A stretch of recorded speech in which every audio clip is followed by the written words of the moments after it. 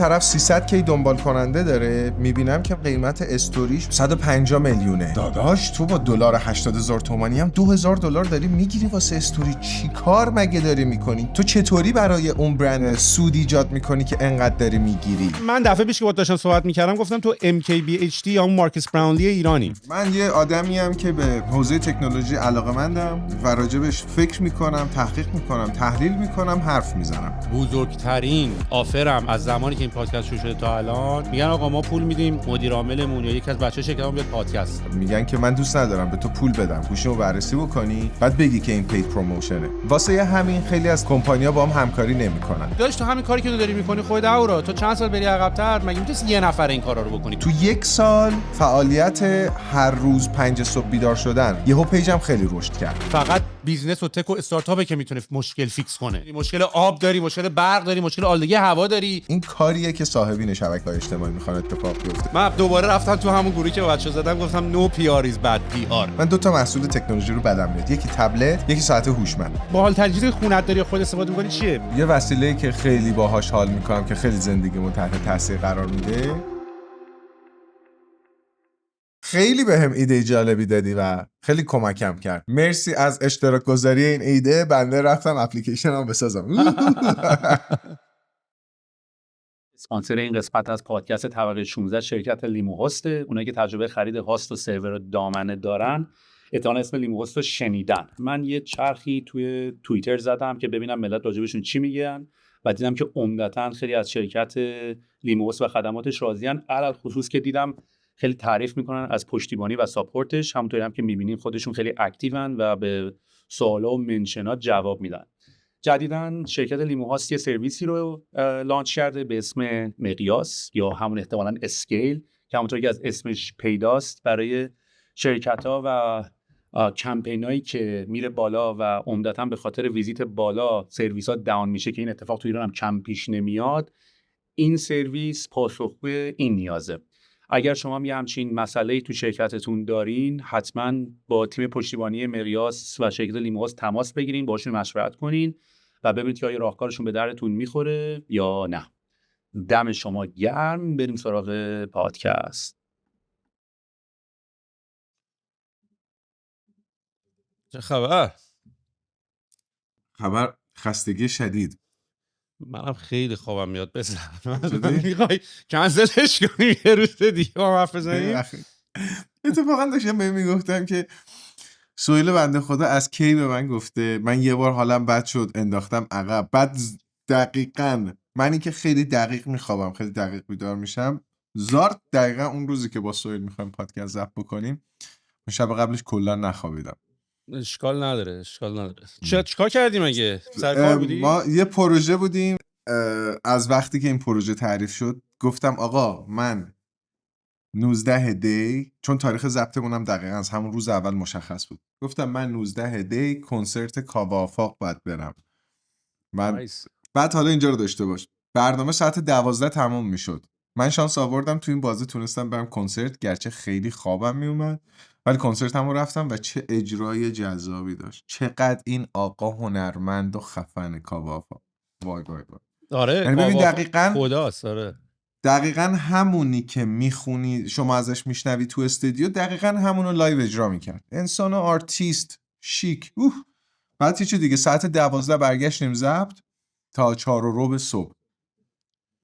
در حق این راکا بیشتر ظلم شد تا حق این هیپ هاپ و رپرها. آره اصلا راکا هیچ جا نرسیدن.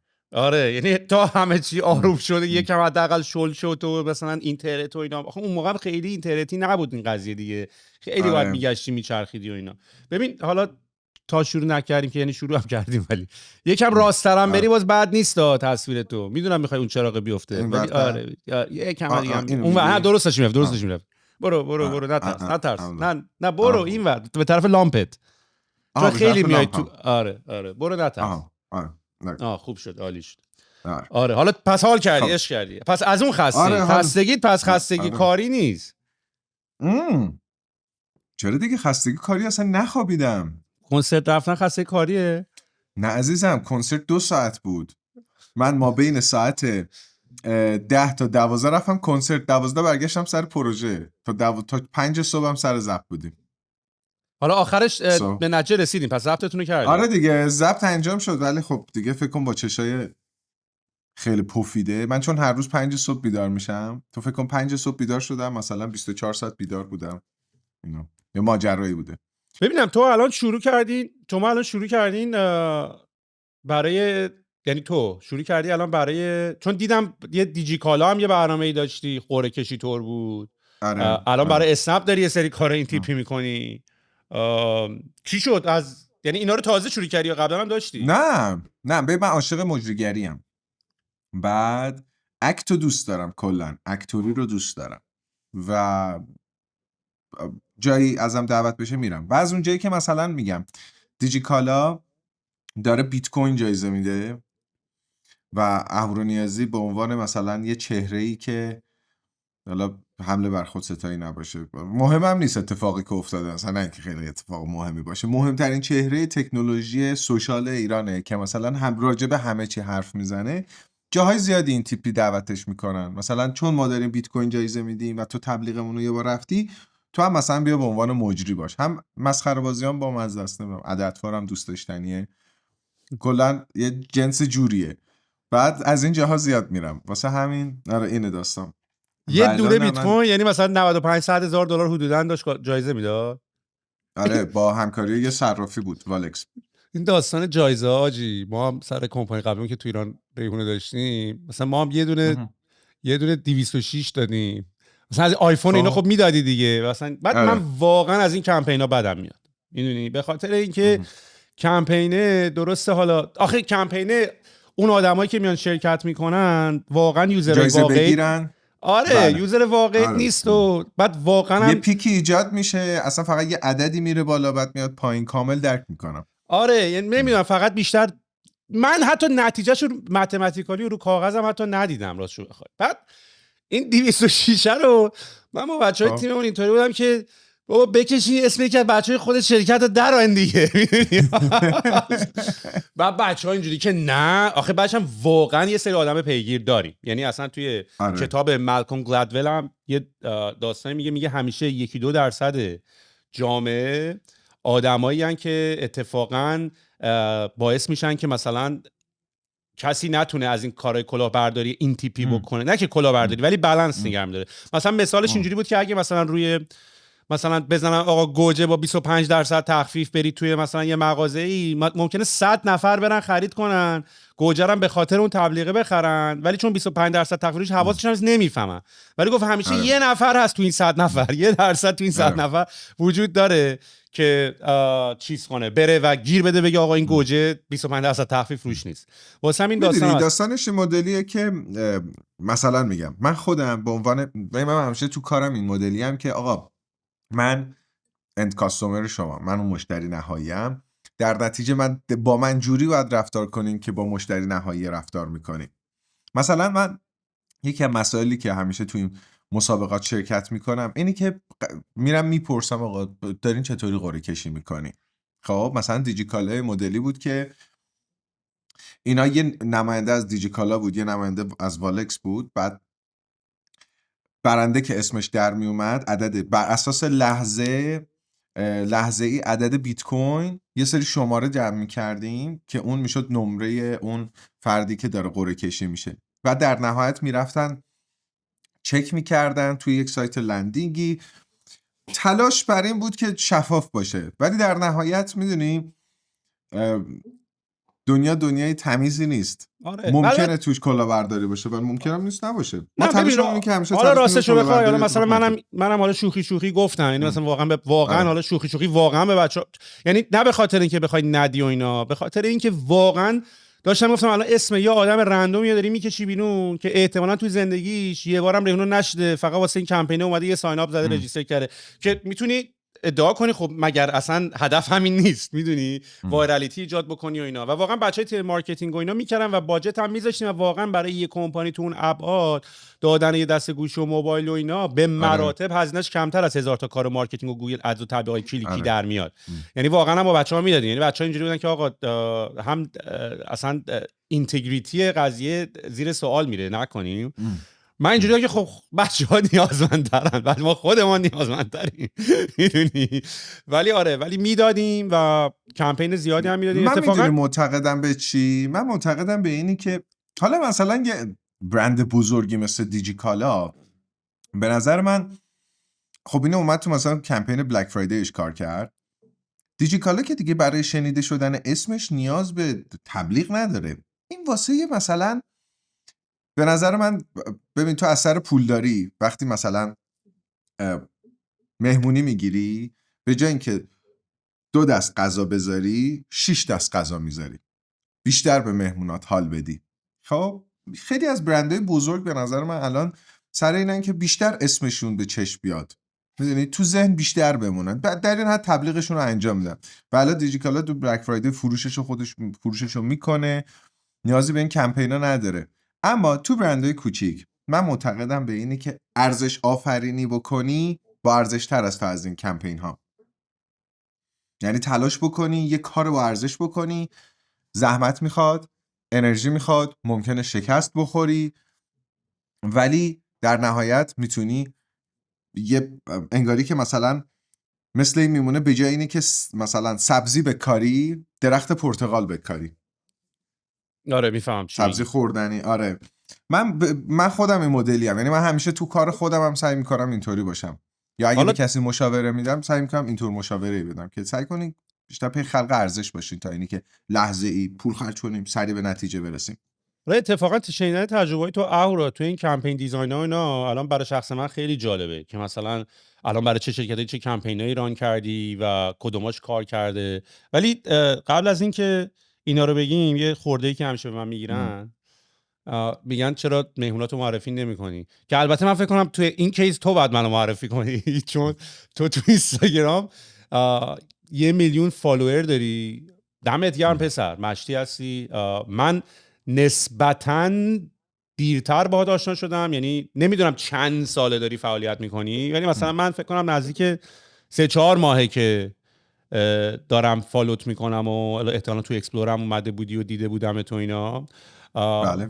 ولی تو خودتو، یعنی مثلا من دفعه پیش که باهات داشتم صحبت میکردم گفتم تو MKBHD یا اون مارکس براونلی ایرانی، یعنی نوع کاراکترت، نوع تراستی که درست کردی، نوع فیدبکات. حالا نمیدونم که کامل، چون دیدم تو یوتیوبت کمتر اکتیوی تا اینستاگرام. بله.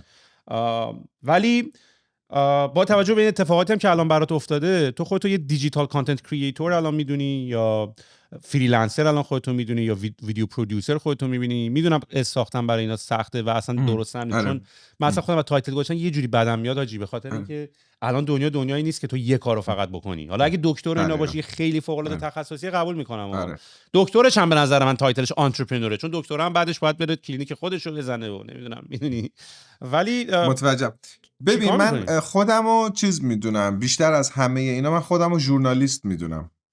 این خیلی تفاوت داره پس. آره من یه آدمیم که به حوزه تکنولوژی علاقه‌مندم و راجبش فکر میکنم، تحقیق میکنم، تحلیل میکنم، حرف میزنم. خب این کاریه که من تو حوزه کاری میکنم. حالا ابزاری که استفاده میکنم اینستاگرام و یوتیوبه، فرم مدیایی هم که میسازم خب مشخصا ویدیوه، به پادکست سر زدم اینا، ولی خب مثلا علاقم مجریگریه، نمیدونم سخنرانی رو دوست دارم، حرف زدن رو به صورت کلی دوست دارم. ولی من خودم بخوام معرفی کنم شغلمو، من یک ژورنالیستم، عاشق اینم راجع به اخبار تکنولوژی با مردم حرف بزنم.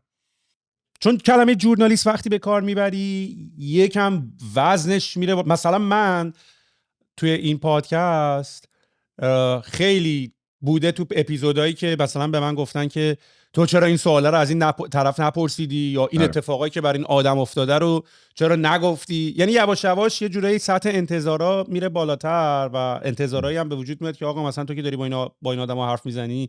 یعنی من اتفاقا خیلی وقتا به آدما دارم میگم وقتی دارم مهمونام دعوت میکنم، میگم این مصاحبه نیستا، من قرار نیست سوال بپرسم جواب بدم، علل خصوص که من اصلا به آدینس هم میگم من ژورنالیست نیستم. ژورنالیست تو یه وظیفه‌ای داری که باید بری تحقیق کنی، ریسرچ کنی، سوراخ‌ها رو در بیاری، میخوای به آدما از حقایق بگی، میدونی. در صورتی که من نه کارم، نه وظیفه‌ام، نه هدف از این پادکستم اون کار نیست، میدونی. ولی بله. تو اگر خودتو ژورنالیست میبینی، تو مگر این تبلیغایی که الان داری میکنی توی اینستاگرامت، یعنی چجوری تمیز میذاری بین این که تمیز، من از این حرف طالب به کار نبردم، چطوری تمیز میذاری چطوری بچه تمایز قرار میدم که چی بشه؟ یه ریویویه که چون خیلیاشو به نظر اسپانسری میاد، یه سریاش اسپانسری که داری صحبت میکنی، مثلا یه کمپانی که داره موبایل میفروشه رفتی گلکسی اس نوت مثلا داری ریویو میکنی و از اون کمپانی. یه سریا رو واقعا رفتی و داری میترکونی، یعنی رفتی واقعا داری بررسیش میکنی. متوجه سوالت نشدم. آها خب ببین نگاه کن، اولا من تو حوزه کاریم مدلی ام که مثلا از از یک پلتفرم استفاده میکنم، تو وبسایتم طرف میاد فرم پر میکنه، درخواست تبلیغ میده و آژانس های تبلیغاتی مختلف هم مدام تو طول هفته برامون درخواست تبلیغ میارن. اولا من خیلی حساسم به اینی که کیو دارم تبلیغ میکنم. مثلا میتونم بگم راحت 90% تبلیغامو من رد میکنم، چون که یا طرف ارزون داره، گرون داره میفروشه، یا محصول بی کیفیت داره میفروشه، یا اصلا محصولی که داره میفروشه جزء حوزه فعالیتی من نیست. مثلا من در مورد سرمایه مردم هرگز ورود نمی‌کنم. در مورد ارز دیجیتال تا حالا یه دونه ویدیو نات کوین ساختم که قرار 7 پشتم بسه، حالا یه ماجراست بعدا میتونم شرحش بدم، ولی کلا هیچ وقت مردم رو سوق ندادم که از این صرافی استفاده کنی. نمیدونم در مورد ارز دیجیتال به هیچ عنوان کار نکردم. بعد حوزه آموزش فعالیت نکردم. تنها جایی که تا حالا چند بار تبلیغش کردم یکی از این دوره‌های برنامه نویسیه که تحت گواهی هاروارد آمریکاست، CS50X. بعد و اون خیلی همیشه تحقیق میکنم، همیشه توییتر شخ میزنم که مردم راجع به این محصول چی میگن، اگر پیار بدی نداره راجبش حرف میزنم. ولی اینو توی ژورنالیست بودن حساب میکنی وقتی اونو ریویو میکنی، چون اونو دیگه پول گرفتی باید خوب بگی دیگه. خب ببین نگاه کن، من این شکلی بس چیز میکنم. من وقتی بررسی میکنم پول کمتری میگیرم همیشه، چون ممکنه مثبت بگم ممکنه منفی بگم، بستگی به محصول داره. خب یا خیلی از مواقع محصول میاد بابت بررسی من پول نمیگیرم. مثلا میگم شما تو صفحه من نگاه کنی یه سری گوشی‌های خاص هستن که اصلا وارد بازار ایران درست حسابی نمیشن، محدودن، گوشی‌های چینی تاپن، نمیدونم مثلا گوگل پیکسل، گوشی‌های تاپ دیگه، همش پرچم‌دار عجیب غریب و من بررسی میکنم، من بابت اینا پول نمیگیرم. ولی مثلا گوشی زشته قشنگ تو ویدیو میگم زشته. خب بعد این یه سبک فعالیتیمه.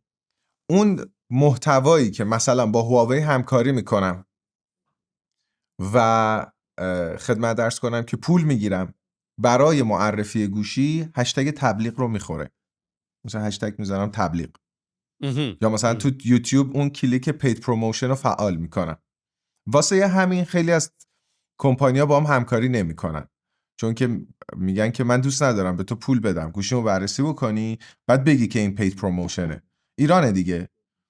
آخه آره میفهمم، ولی منطقی هم هست.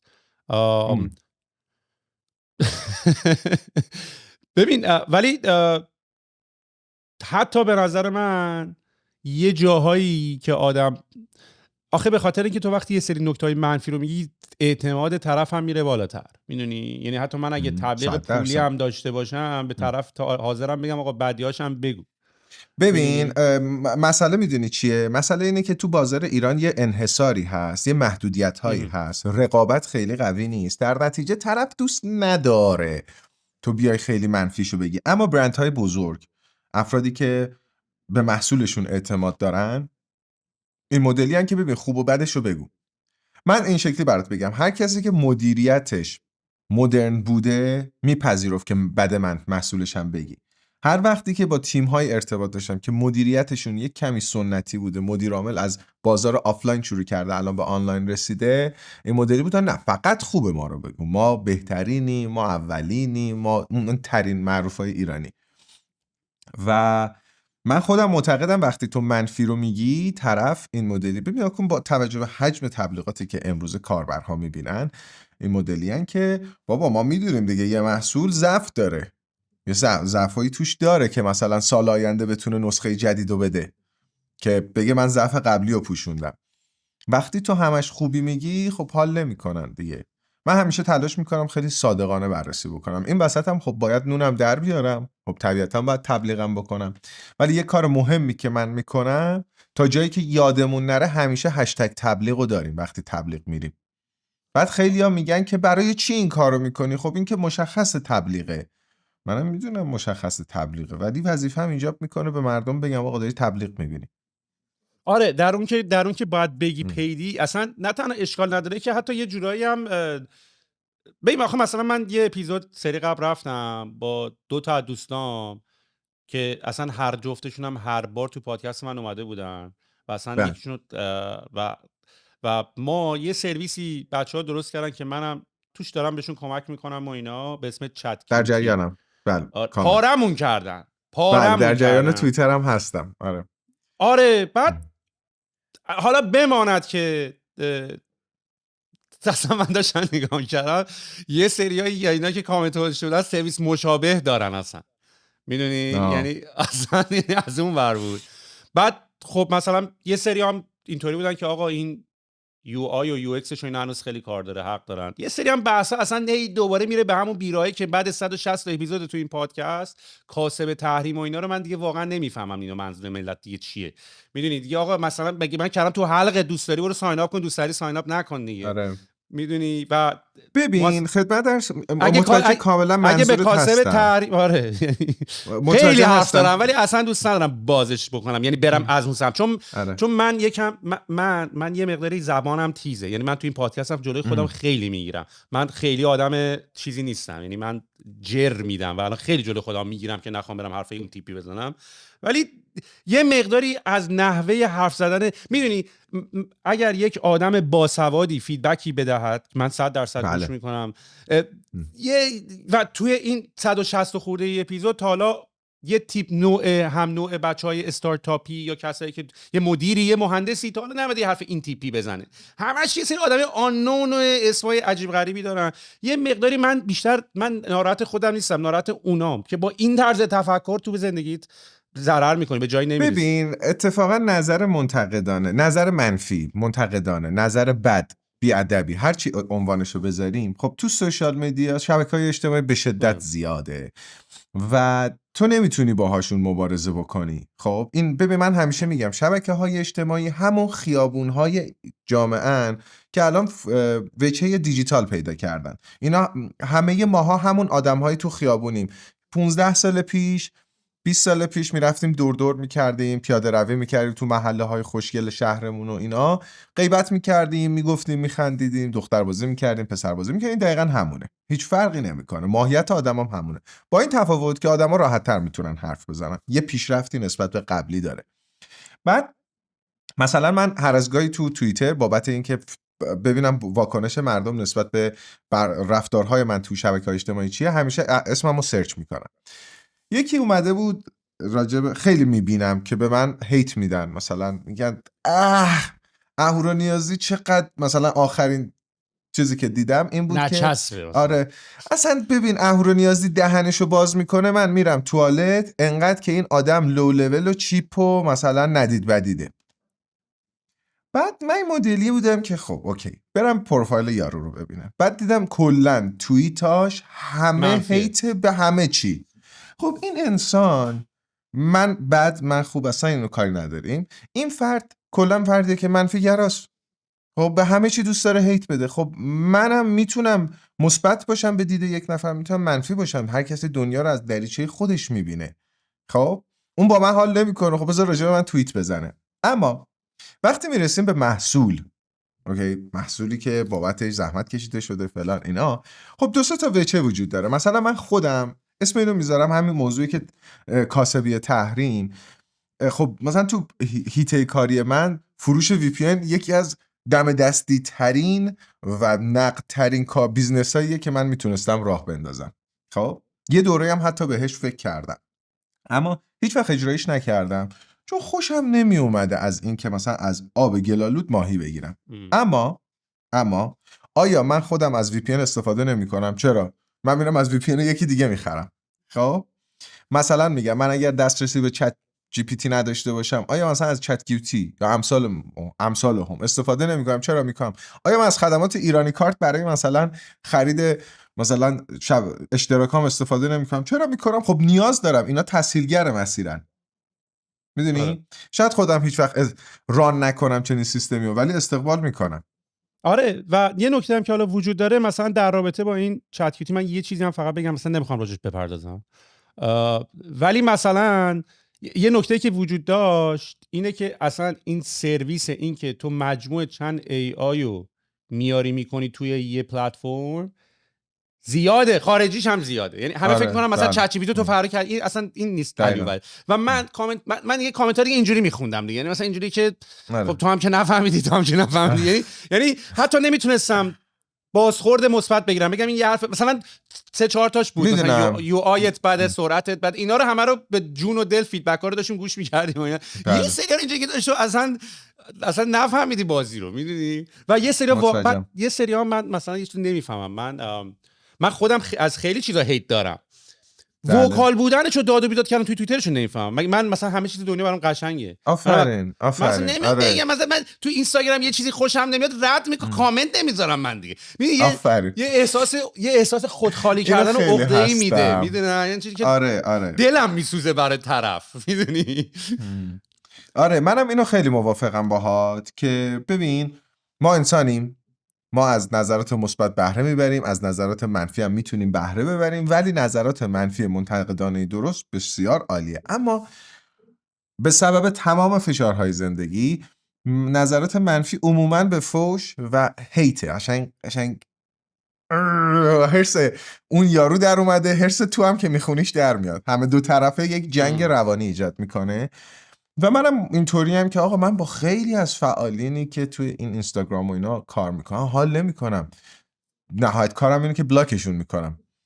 خب خوشم نمیاد فیدشو و بلاکش میکنم، ولی اینه که برم جریان هیت راه بندازم قشنگ نیست واقعا. اوکی نظر بده، خوبه، منتقد باش، ولی نه ببین اینا کمبوده دیگه.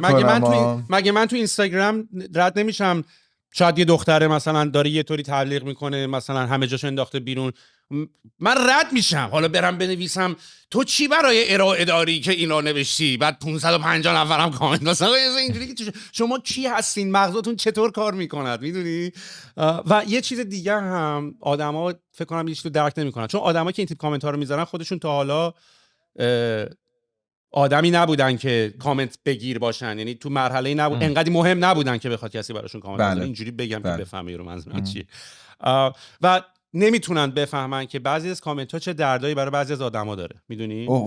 مثلا سر داستان ابر آروان که برای بچه‌هایی که هنوزم به رو خودشون نمیارن، که حالا باز نمیخوام باز کنم دوباره داستان دیگه درست کنیم، ولی مثلا چیز شد اروپا اومد تحریم گذاشت بس که انقدر رفتن گفتن اینا، بعد در کمال بیخبری اروپا تحریما رو ورداشت، کسی چیزی نگفت. خب بعد من اصلا حالا نمیخوام داستان درست غلطیشو نمیپردازم، انقدرم اطلاع ندارم من، ولی یه سری بچه‌ها رو که تو ریحون بودن اونجا داشتن کار میکردن قبلا تو کمپانی خودم. بله. خب و این طرز کامنت نوشتن و این طرز عکسای اینا رو تو توییتر گذاشتن و نگاه، و وقتی هم نمیدونی، یعنی چیز 100% نیست، میدونی هنوز حاکم رأی نداده به چت به چیزی، این بچه‌ها به خودکشی فکر کردن. اجبار با اچ آر کمپانی ابراروان صحبت کنم به خودکشی، یعنی من حالیتون هست میفهمین دارین چیکار میکنین یا فقط دهن گشاده وا میکنین و حرف میزنین؟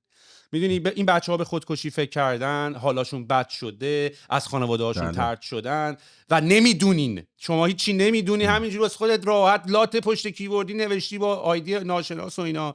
و خیلی از حالا راجع به کیس ابراروان نه، و فقط هم راجع به آدم‌ها داریم صحبت می‌کنیم، راجع به کارشون صحبت نمی‌کنیم، راجع به کاری که داشتن صحبت می‌کنیم نمی‌کنیم. تو اینستاگرام هم همینطور، تک تک این آدمایی که اونجا هستن دارن این سری کارا می‌کنن، برای خیلی حاجی تاثیرش سنگینه. می‌دونی آدم‌ها باید حواسشون به دهناشون باشه. آره ببین چند سال پیش زمانی که این آرتیست آمریکایی لیل پونز خیلی مطرح بود، یوتیوب اومد باهاش یک مستندی کار کرد. لیل پونز از بیماری روانی رنج می‌برد که مثلا از بچگی باهاش بزرگ شده بوده. بعد یه دوره‌ای که مثلا شروع میشه، لیل پونز رو میشناسی؟ نه.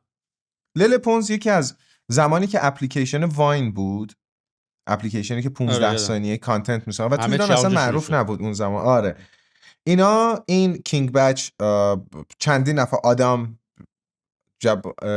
چندین نفر بودن از آمریکایی‌ها که اینا همه با هم فعالیت کردن، خیلی معروف شدن. لیل پونز یه دختری شد مثلا الان فکر کنم 50 60 میلیون نفر تو اینستاگرام فالوور داره، آرتیست، خواننده است، یوتیوب قوی داره. آره بعد این یه مدتی کلا همه چی رو گذاشت کنار، به یه شهرتی رسید، بعد یهو همه چی رو گذاشت کنار.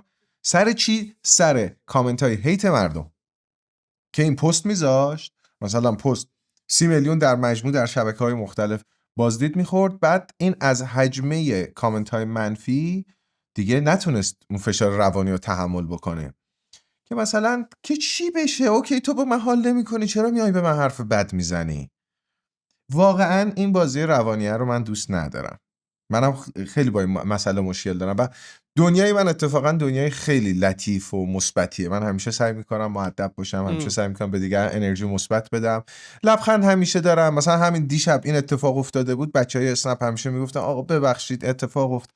من گفتم بابا اتفاق افتاده، بی خیال، کاره، داریم میریم دیگه، الان دور همیم دیگه، ولش کنین. اما واقعا این نگاه عصبی رو درک نمی کنم. مشکلات مالی برای همه هست، مشکلات اجتماعی، فرهنگی، سیاسی، محدودیت ها مال همه است.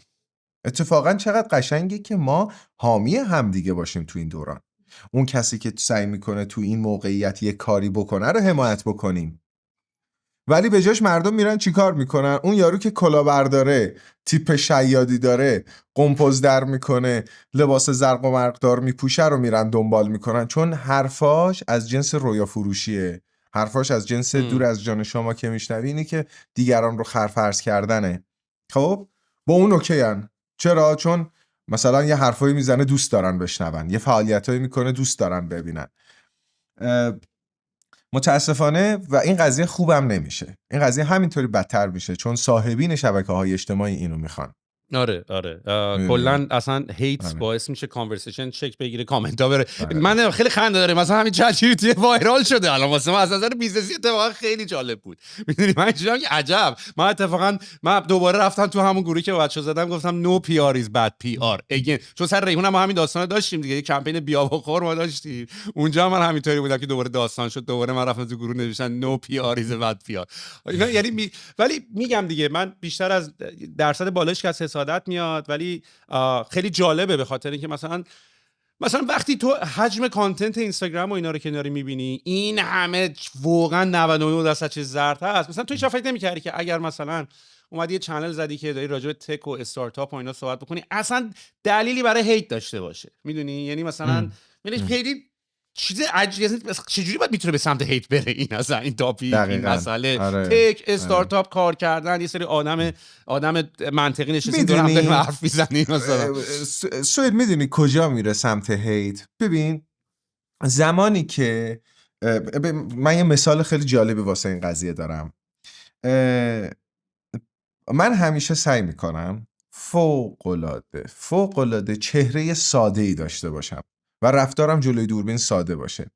این مدل هیرکات بندری که میبینی، کله مو کوتاه، یه تحریش 5 سال رو چهره منه، خب بدون هیچ گونه تغییری.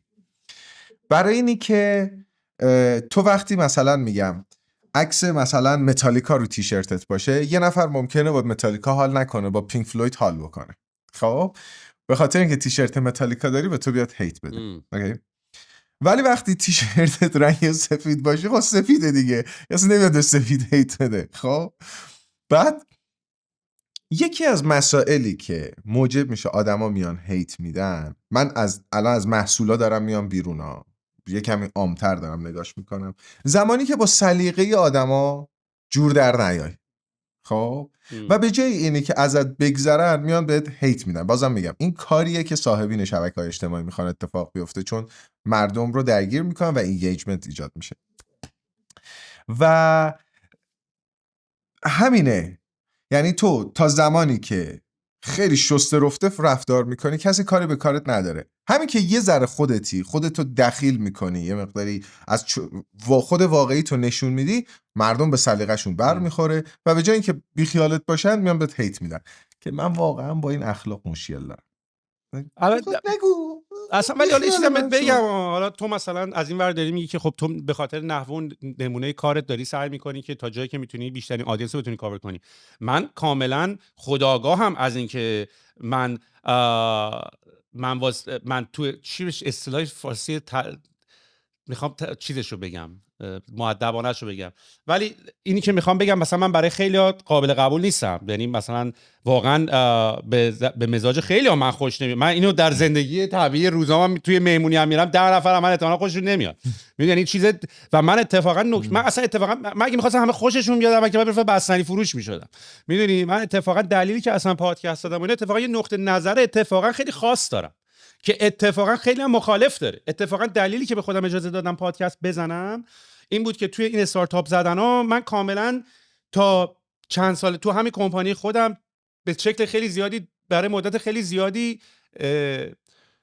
قابل فهم برای حرفای من برای بعضی از آدما نبود. یعنی که مثلا روش من از کمپانی زدن، اینطوری کالچر ساختن، اینطوری برای خیلی اون روش استاندارد نیست و خیلی من مخالفم. یه اپیزودتو با کاوه یزدیفرد میدیدم، بعد دقیقاً داشتی به همین موضوع قرط میزدی در مورد ارتباطت با منابع انسانی. آره ادامه بده. ببخشید. آره کلا منظور من اینطوریه که من اصلا اگر میخواستم یه حرفی بزنم، من اصلا نیستم اصلا کلا تو کار من ساختن کالچر و ترایب، کالچر ترایب هم فرهنگ خودشو داره، گلا و ولیو سیستم و ارزش گذاری خودشو داره. من که نمیخوام اصلا خوشم نمیاد همه دوستم داشته باشن. میدونی یعنی اصلا اون روز بعدیه. مگه هیپ هاپ هم مگه پاپ هم مگه مثلا من پاپ دارم میخونم مگه معلومه که برای یه سری حال نمیکنن و اینا. میدونی ولی بیا تو بازی اونو نشون بده. نه تو مثلا بیا یک کمپانی دیگه بزنیم، یه کمپانی رو کلکل کنیم، رونیو کی بیشتره، بیاریم بسکت بازی کنیم، بیاریم کلکل سالم باحال بکنیم. زر زدن که آخه تو اونم من بهترم اگه قرار باشه بازی پای اون بیفته. میدونی لاتیمو پر کردم یکم الانا وگرنه. ولی الان از یه طرف دیگه هم میتونم بفهمم الان همه این حرفایی که من الان زدم دونه دونه میتونه بره تو مخ یه سریا. این پسره فکر کرده کیه مگه؟ میدونی عجب توشون نروی یا مثلا همه اینا رو خودم هم میفهمم. عزیز محمدی رو نمیدونم میشناسی یا نه، یه شخص طنز پردازیه، بعد خیلی هم آدم بامزه و خلاقیه. ایشون جوک خلق میکنه. اوکی. بعد ریزش مو داره، کچل این بنده خدا. خب بعد استوری گذاشته یکی 2 روز پیش، میگه که الان یه سریا بعد مثلا 10 سال فعالیت من می‌نویسن این کچله، ها ها ها این کچله. ببین واقعا نمیشه جلوی سریا رو گرفت. این یه چیز شده توشون. حالا ما اسمشو عقده میذاریم، اسمشو فرهنگ بد میذاریم، اسمشو خشم از زندگی میذاریم، اسمشو حسودی میذاریم. هر عنوانی که داره دایرش خیلی بزرگه. میدونی جامعه یک بخشی از جامعه است، همونطوری که یک بخشی از جامعه فرهیخته است، یه بخشی از جامعه منفی گراه و همه چی هیت میده. میدونی و من فکر میکنم مسئله خیلی عمیق و درونیه که بشه جامعه شناسیه اصلا قضیه. آره خیلی پیچیده است که بخوایم بفهمیم چرا این شکلیه و چطوری میشه باش مبارزه کرد. آقا بکنین، اشکال نداره، بکنین آقا، هیت بدین دمتون هم گرم. ما دوستتون داریم. دیدی ما همتون رو دوست داریم. آقا باحال‌ترین کمپینی که ران کردی چی بوده؟ یکم بیا اومدی توی پادکست طبقه 16 یکم فاینانشال و مسائل مالی رو میکنی، چقدر میگیری، چقدر یعنی راجع به تو نیست. بحث مالیات نمیتونم صحبت کنم. خب حدودشو بیا بگو که اصلا بیا دستمون مارکت چیه الان، مارکت چه جوری هست اصلا. خب بذار این شکلی بگم. ببین نگاه کن، شبکه‌های اجتماعی الان به نظر من این مدلیه. کاری با یه سری از خانمایی که تو حوزه زیبایی کار میکنن و سبک زندگی اصلا ندارم. اینا رو پولمون توی البته نمیفهممشون اصلا. طرف مثلا 300 کی دنبال کننده نه نمیفهمم چرا انقدر گرونن. خب اصلا اینا خلق ارزششون کجاست برای برنده که مثلا انقدر زیادن جامعهشون؟ مثلا طرف 300 کی دنبال کننده داره، میبینم که مثلا قیمت استوریش مثلا 150 میلیونه. داداش تو با دلار 80,000 تومانی هم 2,000 دلار داری میگیری واسه استوری. چی کار مگه داری میکنی؟ کی داره تو رو دنبال میکنه؟ تو چطوری برای اون برند چیز ایجاد میکنی، سود ایجاد میکنی که انقدر داری میگیری؟ خب اینا رو میذارم کنار. اما ما بقیه افراد دقیقاً بازارشون این مدلیه. تو بر اساس میزان تأثیری که داری قیمتت مشخص میشه. خب چون رقابت زیاده همینطوری نمیتونی قیمت بالا بدی.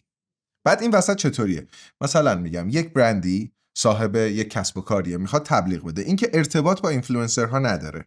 مثلا اینفلوئنسرها به اینستاگرام به واسطه احمق بودن شبکه اجتماعیش پل‌های ارتباطیش خیلی مسخره و سخته. کلا متا به نظر من محصولاتش بده. زاکربرگ محصولات بدی داره ولی چون دیگه جایگزینی نداره مجبوری استفاده کنی. مثلا اگه تلگرام واتساپی وجود نداشت، تلگرام شاه شاهان بود. اوکی که هست واقعا. حالا طرف ارتباطی با این اینفلوئنسرها نداره و انقدری هم توان نداره که بیاد یک مثلا دپارتمانی رو مهیا بکنه که فقط برای ارتباط با مثلا اینفلوئنسرها باشه در یک کمپینی. خب یک کمپین فقط به اینفلوئنسر مارکتینگ که ختم نمیشه. بیلبوردت تو مثلا شبکه‌های VOD میخوای تبلیغ بدی، تخفیف خودت میخوای بذاری، صفحه لندینگ میخوای ایجاد بکنی، یا عالمه بخش داره. خب این که نمیرسه این کارا رو بکنه، میاد میدش به آژانس‌های تبلیغاتی. آژانس‌های تبلیغاتی دلال‌های خیلی زبردست با نتورک قوی ان در شبکه‌های اجتماعی. خب این تبلیغ اومده، این آمار همه اینفلوئنسرها رو داره و میزان تاثیرگذاریشون هم داره. بر اساس میزان تاثیرگذاریت عموما امروز قیمت‌ها مشخص میشن. خب و تعرفه داره، یعنی ببین تعرفه دارن. آره مثلا ما یک تعرفه مشخصی داریم و بر اساس میزان تاثیرگذاریمون تعرفه‌مون افزایش پیدا میکنه. خب بعد تقریبا سلیقه‌ایه، این شکلی نیست. ولی من میگم به خاطر مسئله مالیات نمیتونم بیان کنم چون سریع آره من یه مقداری اصلا میخوام یه مقداری ببینم لایف استایل اینا. اول از همه کیا الان تو ایران به نظرت خیلی اکتیون؟ چون من تو مارکت ایران نیستم مثل زمانی که قبلا بودم. میدونی یعنی قبلا خب من تو ایران استارتاپ خودمو داشتم، مجبور بودم با همه اینفلوئنسرها کار بکنم، مجبور بودم با برباد، ولی اون موقع هم هنوز بازی به این قدرت نبود. حتی من نمیدونم تو اون موقع بودی یا نه. بعد تو چه مدت رسیدی به این مرحله که الان هستی؟ ببین من 98 شروع کردم به تولید محتوا تو اینستاگرام و سال 1400 سالی بود که دیگه شروع شد دیده شدنم و همکاری کردم با دیگران. اما پارسال بود که من یه حرکت عجیبی زدم. من 365 روز از پارسال هر روز 5 صبح بیدار شدم و ساعت 7 صبح تا 10 صبح یه برنامه‌ای به اسم خبر امروز داشتم تو یوتیوب. اخبار تکنولوژی میذاشتم در 24 ساعت گذشته. 10 صبح 7 صبح اخبار من پابلیش میشد و به واسطه اینی که خیلی زود از اخبار تکنولوژی با خبر میشدم و تنها کار میکردم، همون خبره رو میومدم تبدیل به ویدیو میکردم. ساعت 12 ظهر یه خبری از اهورانیازی پابلیش میشد، مثلا در مورد چه میدونم دایرکت سل بود، اینترنت ماهواره‌ای مستقیم روی موبایل که مثلا استارلینک کارش کرده بود. خب این یهو خبر پابلیش میشد، هنوز زوم تو دیجیاتو هم مثلا کارش نکرده بودن. به واسطه این یهو پیجم از 700 مثلا 600,000 نفر شد 1,500,000 نفر. یعنی واقعا با یه پست تو اینقدر وایرال شدی؟ نه با یه پست. تو یک سال فعالیت هر روز 5 صبح بیدار شدن و تحقیق کردن در مورد اخبار تکنولوژی، کانتنت سازی، یهو پیجم خیلی رشد کرد. نه ولی یه پست 80% افورتاتو نتیجه داده. نه مثال دارم میزنم. میگم پست‌های اینچنین میزدم و این پست میترکید، مثلا 5 میلیون، 7 میلیون، 10 میلیون بازدید میخورد و این شکلی شد که دیده شدم. حالا این از خودم. ولی بچه هایی که توی مارکت الان قویان، من در مورد اینستاگرام صحبت میکنم و یوتیوب. ببین اینستاگرام به واسطه اینه که خب چندین ساله داره ازش میگذره و به پختگی در سبک محتوایی داره میرسه، دسته‌بندی میشن سازندگان محتوا. مثلا کسی که تو حوزه آشپزی کار میکنه تاپ الان داره، کسی که تو حوزه تکنولوژی فعالیت میکنه تاپ داره، اونایی که سرگرمی فعالیت میکنن تاپ دارن. اینا دسته‌بندی شدن و توی یوتیوب هم خب نسلشون اصلا عوض شده. الان یوتیوب رفته سراغ شو ساختن. قبلا این مدلی بود بچه‌ها میشستن جلوی دوربین ریاکشن میرفتن و مثلا راجع به مسائل مختلف فقط حرف میزدن، حرفا جنس سرگرمی بود. بعد از این بازی قرار گذاشتن های بلایند دیت توری و اینجور چیزا، این شوها که ترند شد، یوتیوب فارسی رفت سراغ شو ساختن. خب الان یه پسر هست به اسم بنیامین، خیلی بچه فعال و کول و بامزه، شوهای خفن میسازه. بچهای زیادی هن که دارن شو میسازن. بعد و اینا هر کدومشون دارن به عنوان مثلا نفرات برتر یوتیوب هم از لحاظ ویو دیده میشن، هم از لحاظ مارکت. البته یوتیوب تو ایران خیلی مارکت نداره، ولی توی اینستاگرام مثلا میگم تو حوزه تکنولوژی من و مهدی شجاری موبا نیوز خب خیلی عقبمون زیاده و خیلی فعالیت میکنیم. بیشترین مثلا بازدید کننده رو داریم تو مارکت تکنولوژی. بعدش مثلا تو حوزه سرگرمی یه پسر است مصطفی قنبری، اشکان شادکامی، سارا غلامی و مهیار حسن. اینا آدمای خیلی بامزه این که اکسپلور و قشنگ اینا شخ میزنن تو محتوای سرگرمی. ولی یه بازی که دارن بچهای حوزه سرگرمی این مدلی هن که مرسی پارسا جون، به واسطه اینکه زیادن معمولا قیمتاشون خیلی بالا نیست. بچهای سرگرمی بعد میان وارد یه کاری میکنن خودشونو که برندشونو گرونتر کنن، از یه بازی وارد صنعت بازیگری و ورود به ویودی ها میکنن خودشونو و با چند تا سلبریتی که مثلا شو میرن و اینا یه مقداری برندشون گرونتر میشه، اثرگذاریشون میره بالاتر. این ماجرای مارکت شبکه‌های اجتماعی اینستاگرام مشخصا تو ایران. بعد درآمدا به سمت مایه‌دار به نه به معنی بده، اتفاقا بگی تو بگو بگو که دلاری بگو مثلا به نظرت چقدر عدد خوبیه تا من بگم هستن یا نیست. درآمد سالی بالای 300-400 هزار دلار سالی، یعنی بگیری ماهی مثلا 40,000 دلار. آره. نه عموما تو این عددا نیستن. خیلی عدد بالا، خیلی عدد بالایی گفتم مثلا. آره 40,000 دلار به نظر من رقم سنگینیه.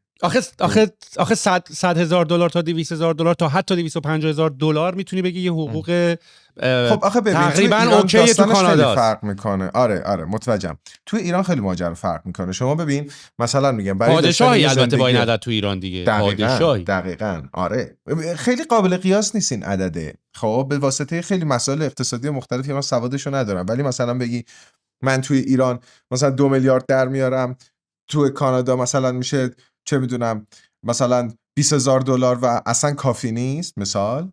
خب توی ایران تو شاهانه داری زندگی میکنی، بحثی توش نیست. اما توی ایران بخوام این شکلی بهت بگم، اکثر فعالین شبکه‌های اجتماعی، اونایی که محتوا سازی رو به صورت حرفه‌ای انجام میدن و دنبال کننده به خصوص خودشونو دارن، زندگی بسیار خوبی دارن. 200,000 اینی که بتونی اینی که بتونی خونه بخری نه، چون خب به خاطر اون مشکل نداشتن مورگیجه. اگه کش باید بخری خونه رو، خب بعدیش اینه. دقیقاً آره. اگر بحث خونه رو بذاریم کنار، چون واقعا مسخره است تو ایران، و بخش ماشین همه جای دنیا الان اینجوریه. آخه نه ببین تو مثلا ماشینو اینجا ماشین منطقیه. آره مثلا ماشین الکی تو ایران گرونه. یه لند کروزر مثلا مال دوره قرقر میرزا رو وقتی دارن میفروشن 20 میلیارد تومان، 20 میلیارد معادل چقدر میشه؟ 160,000 دلار. آره نامردیه.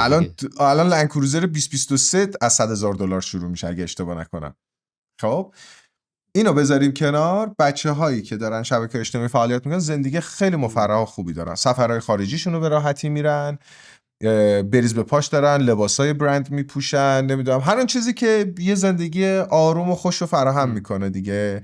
حالا اینی که سرمایه‌دار باشن و وارد بیزنس بشن و پولای کنگفت در بیارن اصلا مال اقتصاد ایران نیست. حالا یه بحثی بوده چند بار تو این پادکست مطرح شده، یعنی من خودم به عنوان ایده بهش فکر کرده بودم و اونم این بوده که الان برای گرفتن این ایده رو من حتی از زمان فیسبوک پیجز داشتم. الان دیگه یعنی برو ببین راجع به کی دارم صحبت میکنم دیگه، اصلا خیلی قدیم.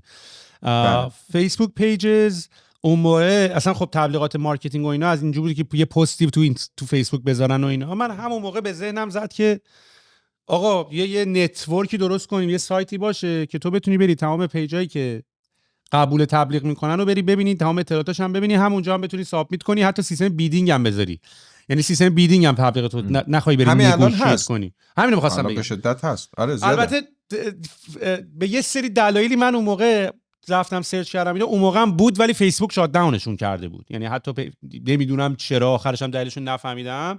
یا مثلا من لیگ آف لجندز مثلا از این بازیایی که شبا مثلا میخوام قبل خواب بزنیم با بچه‌ها مثلا میرم میزنم و اینا، مثلا دوست ندارم شرطی بزنیم ولی تو که داری 1 ساعت میزنی بعدم نیست مثلا حالا هر کی $1 بذاره، مثلا اگه بردی مثلا $1 هم، یعنی من فقط جنبه بتینگش حال میده، یعنی بردی هم حال میده، حس رقابتی که ایجاد میشه با زور میزنی برای 10 شب بزنی 10 بار ببری $10 میشه دیگه مثلا. خب ولی به یه دلایلی میبینم اینا رو نمیدونم از نظر قانونی و یا چی شادانش حتی الان دیگه اینا رو من همه رو دارم راجع به 10 سال پیش حرف میزنم، این ایده ها مال 10 سال پیش. الان دیگه فکر کنم رو بلاک چین و نمیدونم دایرکت و پی تو پی و اینا دیگه راحته، اصلا به کسی هم کاری نداری که بخوای این کار رو بکنیم.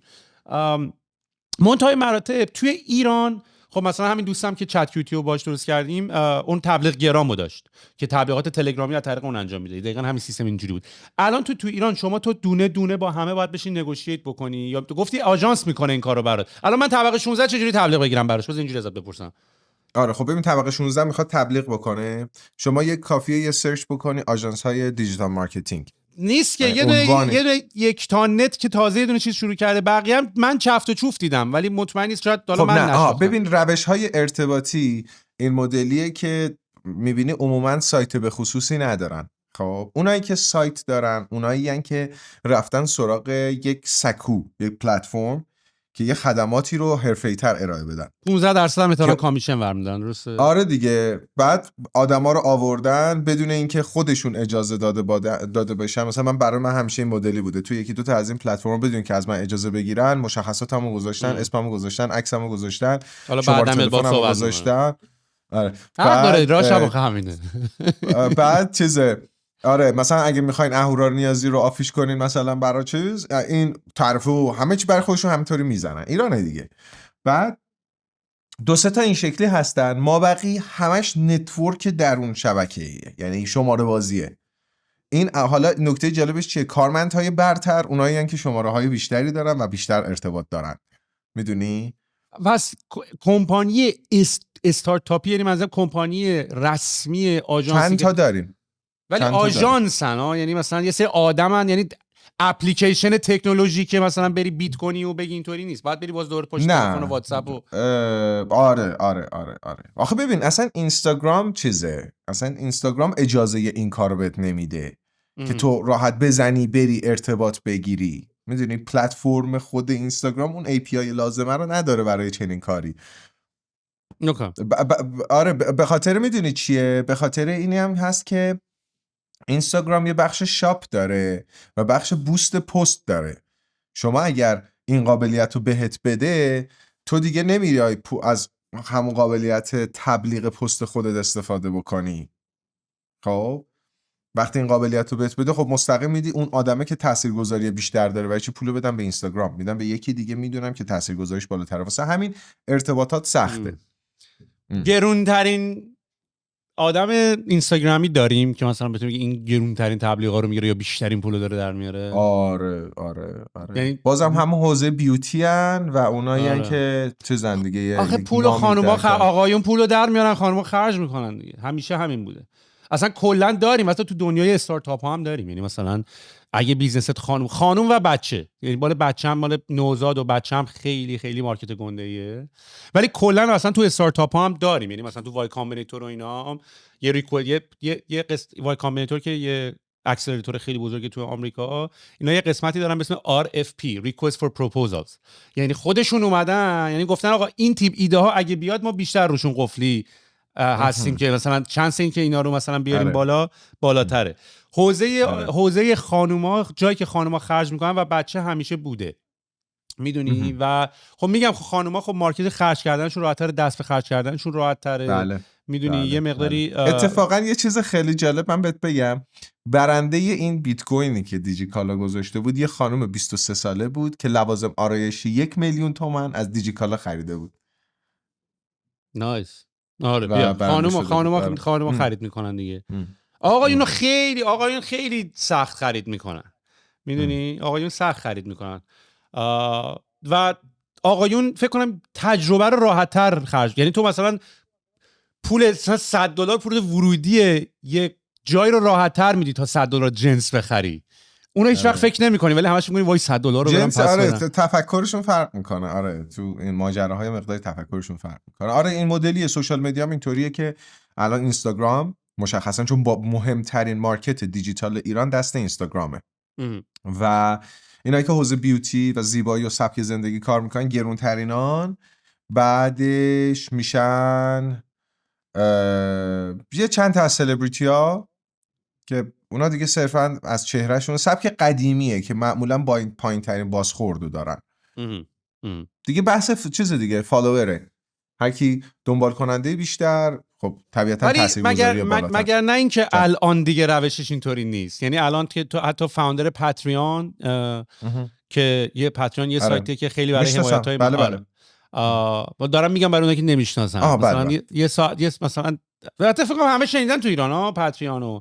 نه پاتریون چیزه خیلی گنگه. پاتریون آره پاتریون گنگه تو ایران. آره ببین پاتریون یه سایتیه که برای کسایی که پروداکت‌های دیجیتالی میفروشن، مثلا حالا کتاب PDF یا مثلا فایل چیز دیجیتال، جنس خریداری نیست. پاتریون راحت میتونی اونجا بری بذاری و مردم ازت بخرن. و یه 2-3 تا ویدیو خیلی باحال درست کرده که تو عشق میکنی ببینی، چون اصلا کریئتور اکانومی از اونها شروع شده. یعنی پاتریون کریئتور اکانومی رو درست کرد که و بتونه ازش پول در بیاره و این داستانا، و اومد روشایی رو درست کرد که بشه از فایلای دیجیتالی پول در آورد. چون تو برای من همه ماها عملاً الان کریئتوریم، میدونی که اصلا یه اکانومی خیلی بزرگیه که حالا میتونیم راجعش صحبت بکنیم. ولی پاتریون الان یه اتفاقی که افتاد بعد از به وجود اومدن تیک تاک، خب تیک تاک اومد به تمام پلتفرمایی که ما با سوشال نتورک آشنا بودیم از زمان فیسبوک و اینستاگرام و توییتر بر حسب فالو کردن بود. یعنی من تا فالو نکنم فیدم درسته میشه، کانتنت نمیبینم و بعد فالو بکنم و فالو بشم. تیک تاک اومد بازی رو کامل عوض کرد دیگه. تیک تاک اومد گفتش که آقا من اصلا کاری ندارم تو کی رو فالو میکنی کی رو فالو نمیکنی، من کاملا بر اساس کانتنت و علاقم، میدونی. یعنی تو اصلا تیک تاک رو اینستال میکنی از همون لحظه اول با کانتنت اکسپوزی و هر اینتراکشنت داره کانتنت بعدی میاد. حالا فالو بکنی فالو نکنی لزوما خیلی تو فید تأثیری نمیذاره که بازی رو تیک تاک ترکون دیگه عملا. حالا جدا از اینکه اصلا یه پلتفرم فوق العاده اپلیکیشن عالی درست کرد بود برای درست کردن مطالب و یعنی طول کرییشن خفنی بود. یه کپکاتی واسه خودش درست کرده بود اون تو دیگه. بعد این اومد و بعد یه فیسبوک و اینستاگرام و اینا دیدن عجب بازی باحالی، همه آدما هم که فالوینگ ندارن، اصلا دنیا هم رفته به سمت این که داری خبرها رو اینجا کانسیوم میکنی و اصلا کلا هم فیسبوک هم این برنامه رو داشت دیگه. تجربه مارک زاکربرگ توی فیسبوک هم همین بود دیگه. اون وقتی که بیزنس ها اومدن تقریبا فیسبوک، یعنی اگه فیسبوک یاد باشه خیلی زمانه اولش با دوستات بود و دوستاتون دیگه بعدش دیگه پیجا اومدن و این داستانا. پاتریون، حالا چرا پاتریون رو گفتم، خلاصه اینستاگرام و اینا رفتن شروع کردن از اینستاگرام تقلید کردن که ما هم دیگه اصلا کاری به سوشال گرافت نداریم که کیا رو داری فالو میکنی. ما بر اساس کانتنت، حتی الان دیگه تو اینستاگرام فیدت هم نگاه میکنی آدمایی که فالو نمیکنی هم میاره. یعنی جدا از بحث اکسپلور تو فیدت یه 4 تا کانتنت هم میاره، میتونی دکمه فالو هم میاره بغلش. این از 2 دکمه فالو بغلش میفهمی که اینو داری فالو نمیکنی، که اینا هم این روشا رفتن. پاتریون و اینا قاطی کردن. چون تمام بیزنس مدل اینا بر این اساس بود که گفته بودن که آقا ما این همه وقت و انرژی گذاشتیم، کریئتورها اومدن فالوینگ برای خودشون ساختن، ولی دیگه الان عملا فالووراشون بهشون ارزشی نداره، چون حتی فالووراش هم نمیتونه ریچ کنه. میدونی یعنی تو همین الان هم اگه تو مثلا میگی خانم 300,000 تا فالوور داره تو اینستاگرام، خب ولی 300,000 تا فالوور رو استوری میذاره، فقط یه چیزی دورش 5 تا 10% آره. فالوینگش استوری رو میبینه. و تو اینستاگرام هم اگه تو حتی خود تو الان 1 میلیون فالوور داری که پست بذاری 1 میلیون نفر نمیبینن که، خیلی مشتی بذاری 20 30 40 50 100 هزار نفر ببینن، مگر اینکه دوباره همون المنت وایرالیتی براش اتفاق بیفته، آدما برای هم دیگه بفرستن. ولی اگه یه نفر اینو با کسی شیرش نکنه تو 1 میلیون نفر احتمالاً 300 400 کی بیشتر ویو نمیزنی. متوجهم. ببین درسته، تو ما امروزه به این رسیدیم که فالوور مهم نیست، اما یه واقعیتی هم هست. ببین تو حجم دنبال کنندت، آره، تو یک ضمانتی برات ایجاد میکنه که من مثلا میگم من بدترین پست من که اصلا اکسپلور نرود بین مثلا 400,000 نفر 500,000 نفر بیننده میچرخد. خب تو هر چقدر دامنه دنبال کنندت بیشتر باشه، شانس این که پستت شیر بشود بالاتر است و به اکسپلور برود بیشتر است. خب هنوز کامیونیتی از بین نرفته توی مثلا جایی مثل اینستاگرام. آره هنوز اهمیت داره، ولی تیک تاک کاملا فضاش متفاوت. البته تیک تاک هم تقریبا همینه. خب یعنی دنبال کننده هنوز اهمیت داره، میزان نه من نمیگم بده، ولی مثلا بیزنس مدل، یعنی میگم کریئتورها یکم برای کریئتورها حالا از یه طرف خوشحالم میتونی باشی چون اکسپوژر جدیدتری داری پیدا میکنی، ولی شانس دیده شدن بالاتره. آره دقیقاً. ولی مثلا پاتریون اینا یه مقداری مثلا قاطی بودن دیگه، اینجوری بودن که ما این همه فالوینگ ساختیم، الان فالوورای خودمون رو نمیتونیم ریچ کنیم، که اصلا پروداکت من بهتر مود یه جورایی برای بیزنس هم همینه دیگه. یعنی ما الان پلتفرمی که ما اینجا تو کانادا 5 6 سال دارم روش کار میکنم، یه پلتفرمیه که ما کامیونیتی پلتفرم وایت لیبل میدیم به بیزینس‌ها میتونن، یعنی یا بیزنس‌ها رو فیسبوک و سوشال میدیا و اینا هستن، یا کلا کامیونیتی خودشون دارن، یعنی community. مثلا lenovo.com، میدونی، یعنی قشنگ میری اونجا که خب ما آرگومنتمون اینه که دیگه رابطه کاملا دایرکت دیگه، یعنی قشنگ با ایمیل و با نوتیفیکیشن وب و ایناست اصلا کاملا بحث ما و این داستانا. یعنی ما یه جوری ما خودمون رو اون موج این که الان با سوشال نتورک حتی به یوزرهای خود نمیتونی ریچ کنی، یا خیلی رو ردیتن مثلا فالو کنی، میان کاملا سوشال نتورک خودتو اون میکنی و میسازی. یه چیزی شبیه سوشال تروت سوشیال مثلا ترامپ که اومد رفت سوشال نتورک خودش رو درست کرد و اینا. واسه همین آره یکم بازی از اونور داره چیز میشه، عوض میشه. تو ایران یه مقداری متفاوته ها، اینو بهت بگم. یعنی شیوهی که بیزنس ها با خدمات مثلا شما خوشحالن، توی ایران نه، همچنان یه مقداری قدیمیه. به حال این همه تحریم و فیلترینگ و اینا تاثیرش اینجا مشخص میشه. همه چیزی کمی به سبکی متفاوت‌تر و قدیمی‌تر تو ایران داره اتفاق میفته و مردم خوشحالن. آره حالا یه چند تا سوال میگم، این تمام اینا سوال‌هایی که من واقعا برای خودم هم دارم. الان تو الان درصد زیادی تو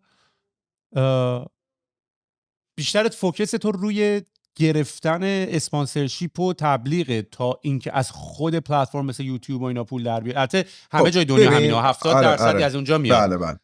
ببین مارکت برای من از ویو یوتیوب مهمتره.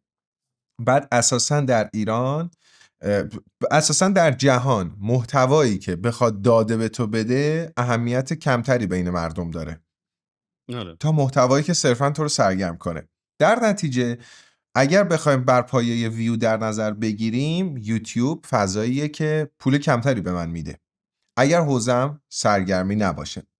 مثل شبکه 4 بار علمی خیلی خوبی ارائه میداد، بحث مثلا 30 سال پیشه ها، نه امروز، ولی دنبال کنندش خیلی کمتر از شبکه 1 و 2 بود که مثلا در مورد زندگی مردم حرف میزد و حرف خال زنک داشت. اینم همچنان همونه، یعنی هیچ فرقی نکرد، آدم ها همون آدمان، فقط ابزارهای استفاده ایشون فرق میکنه.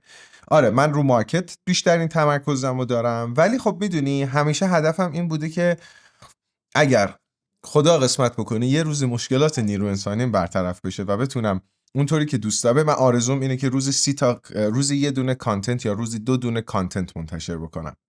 خب چون خیلی دنیای تکنولوژی حرفای جالبی برای گفتن داره و تو هر روز میتونی انقدر محتوای جالب بدی به دست مردم، به دنیای بزرگتری دسترسی پیدا بکنی و خب طبیعتا دنبال کننده بیشتر، منابع مالی بیشتر و اینا. ولی خب الان رسیدم به مثلا هفته‌ای 3 تا یا 4 تا محتوا و ولی تو این خیلی برای خودم کانسیومری راحته. بیشتر یعنی تو پروداکت های کانسیومری و بی تو بی و بی تو یعنی تکنولوژی معنوی مثلا.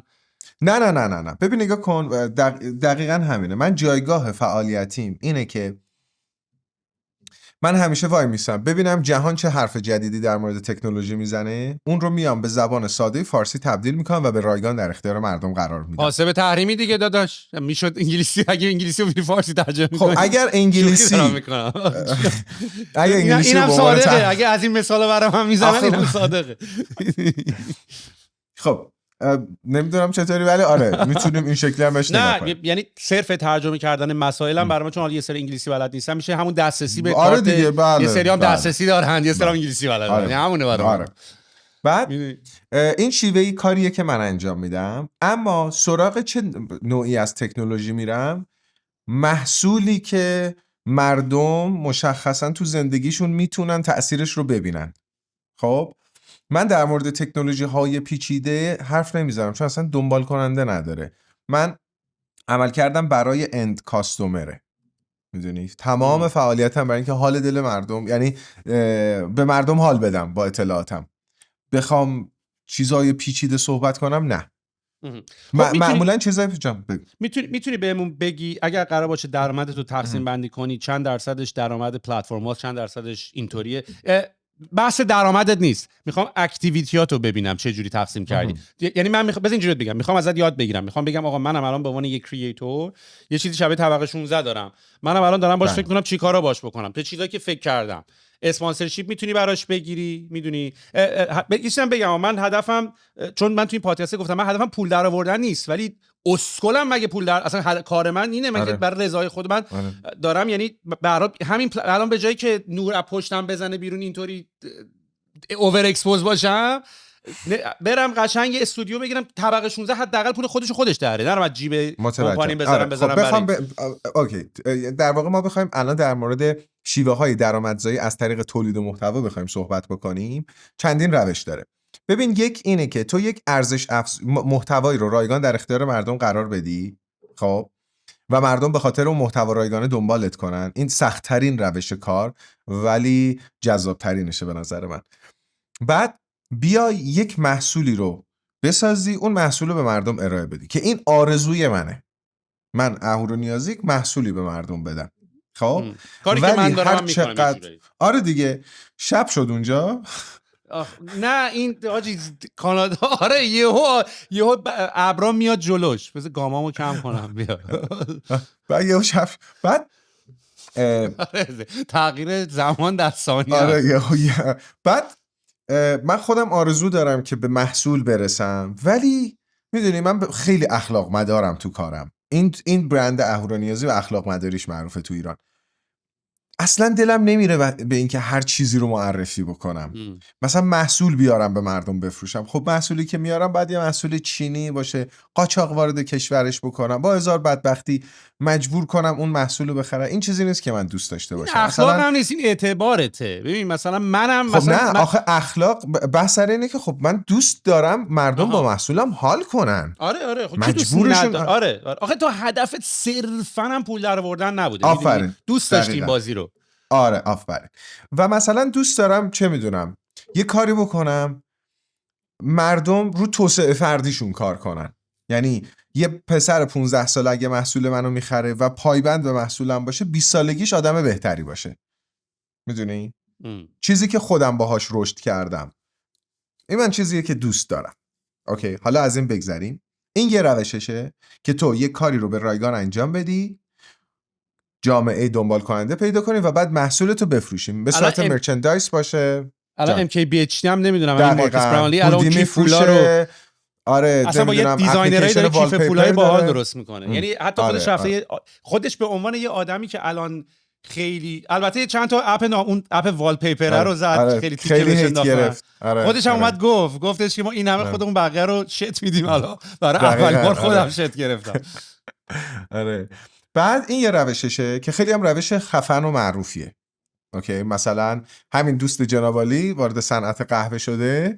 خب چون تو اسمشو نیاوردی منم نمیارم چرا تو اسم نیاوردی منم. امیر پارسا نژاد. آره دیگه، آره. نه آخه گفتی دوستم، بعد گفتم میدونم، بعد تو همچنان رو دوستم آره. مثلا امیر پارسا نه می‌خواست آخه ملت ببخشید آخه ملت فکر کردن شما نمیبینین که این پول گرفته اومده اینجا اینو گفته.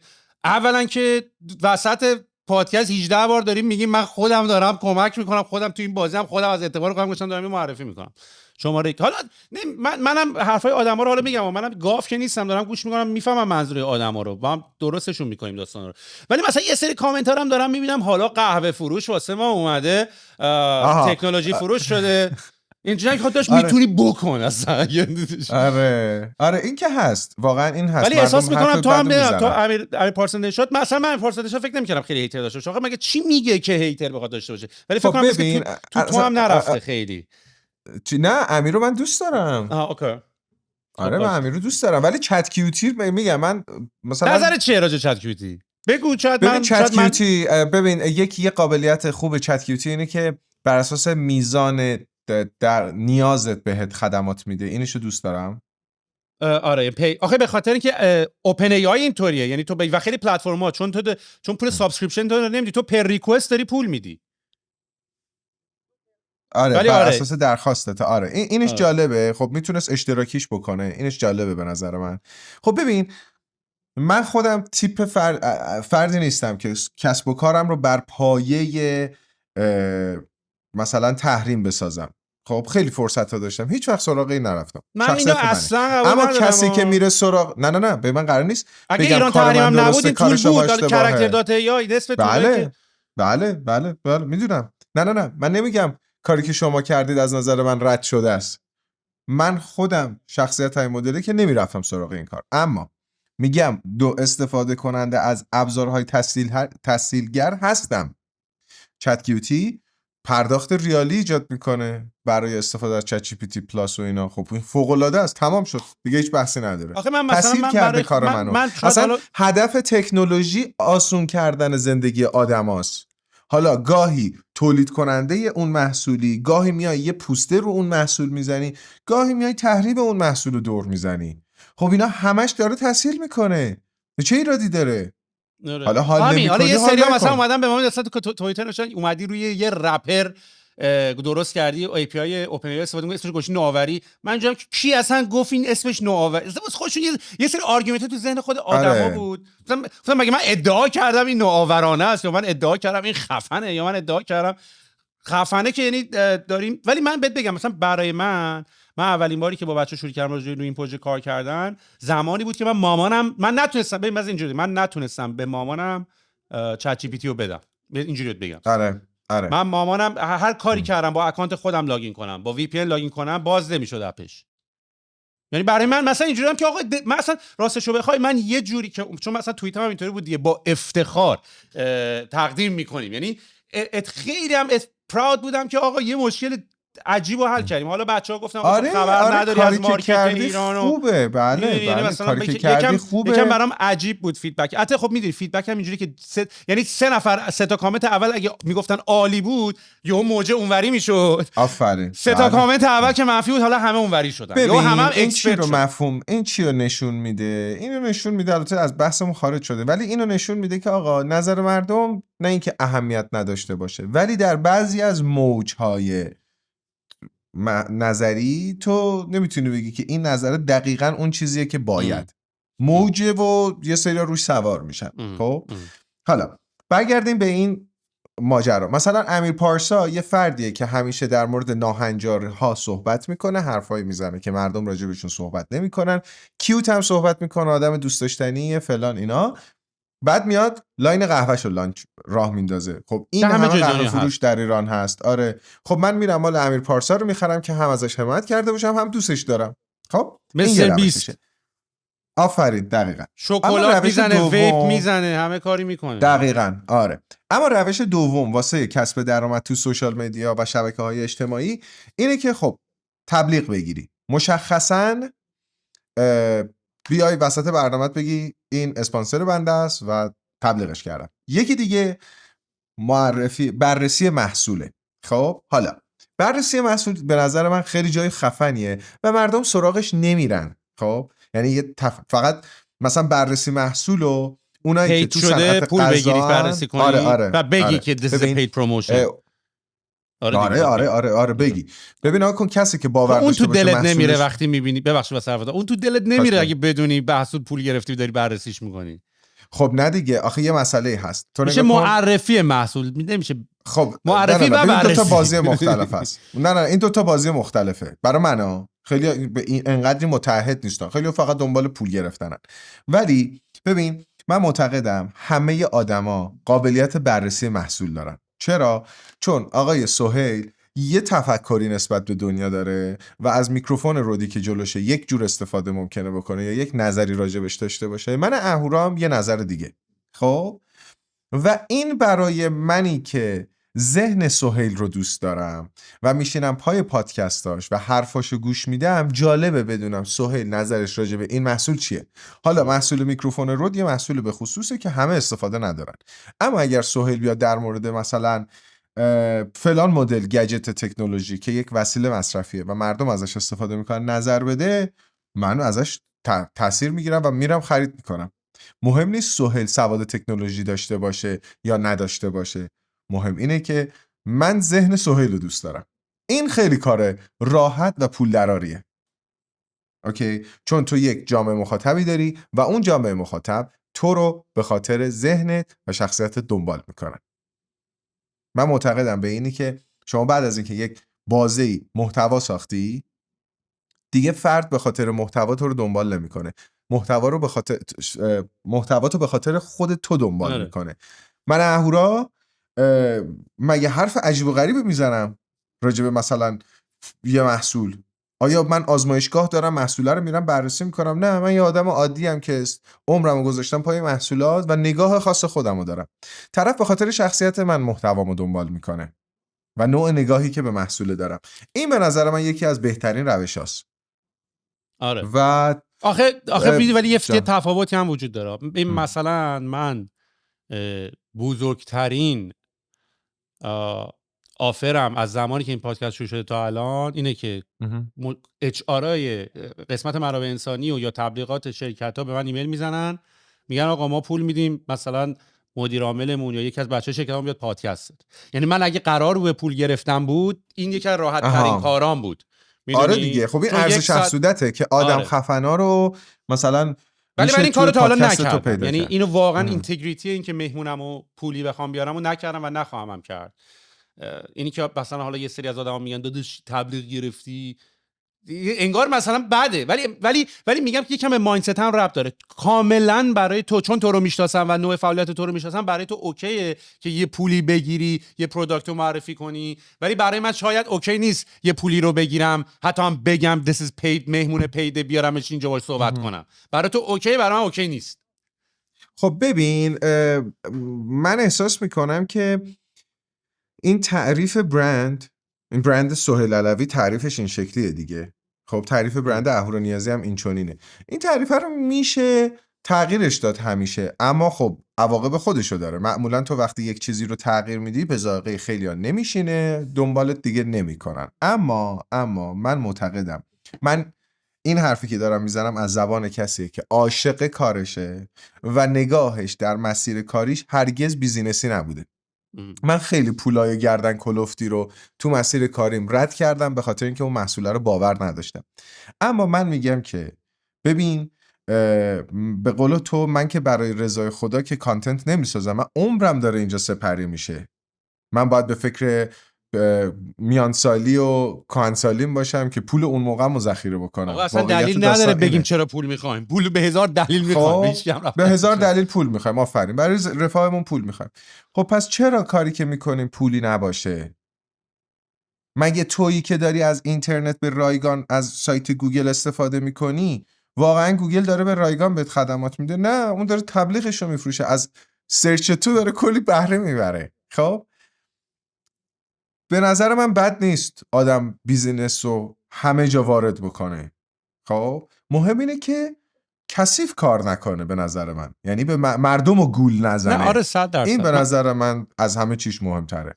اصلا حالا من اهورانیازی دوست دارم دیده بشم، خب آدم کلاهبرداری که نیستم، دوست دارم دیده بشم، میدونم که برم پول بدم میتونم تو طبقه 16 دیده بشم. خب حالا اصلا بگو ببخش فکرم تمام شد. آره میتونیم مثلا این شکلیش بکنیم. آقا سهیل علوی بعدش نمیاد پول بگیره، مدیر عامل مثلا قلی جعفر کمپانی رو وارد بکنه، اما یه فاکتوری داره، پولو میگیره اما یه فیلتر میذاره، در صورتی که حال کرد با خود منش یارو دعوتش میکنه. این شکلی نیست هر کی پول بده دیگه بتونه بیاد. خب این چه ایرادی داره؟ شده آدمه مسیج زده گفته ما پولی میایم، من گفتم بیا با هم صحبت کنیم ولی پول ازت نمیگیرم، اگه حال کردم بیا پادکست، اگه حال نکردم نمیام پادکست. چون من کاملا با این حرفت موافقم. یعنی مثلا من در اصلا حال نمیده که پول بده با ما. آره چه کاری شأن برندی داره دیگه. مثلا سهیل علوی برندش یک شأن برندی داره، تو باید در یه ذهنیت درست، یه ارزشی داشته باشی که بشینی جلوش باش صحبت بکنی. میدونی دو طرف هست کاملا. من میفهمم.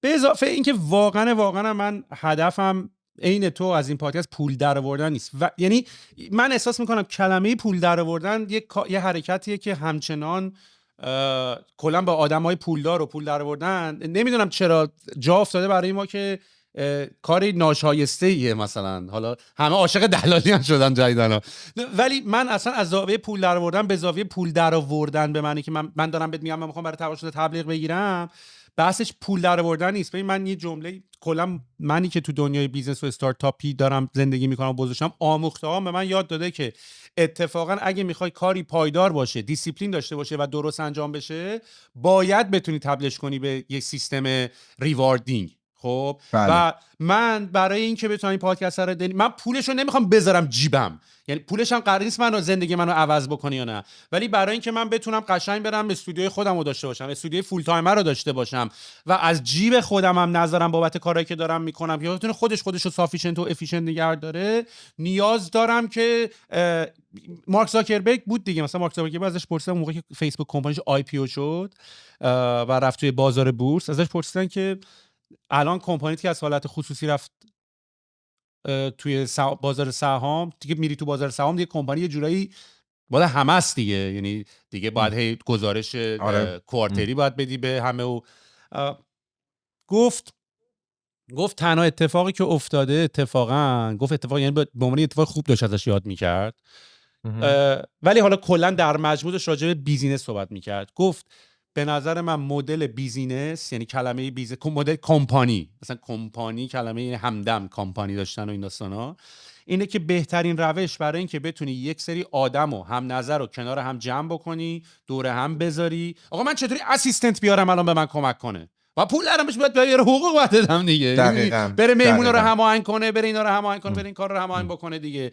پول گرفتی سهیل جان تبلیغ آوردی چیه داداش؟ من کلی کار دارم باید بکنم تا همین پادکست درست خب بشه. ببین یه واقعیتش اینجا معنی پیدا میکنه. من وقتی میگم پید پروموشن برای اینه که طرف بدونه داره تبلیغ میبینه که احساس نکنه داره گولش میزنی. خب اینش به نظر من معتقدم آقا پول باید در بیاد.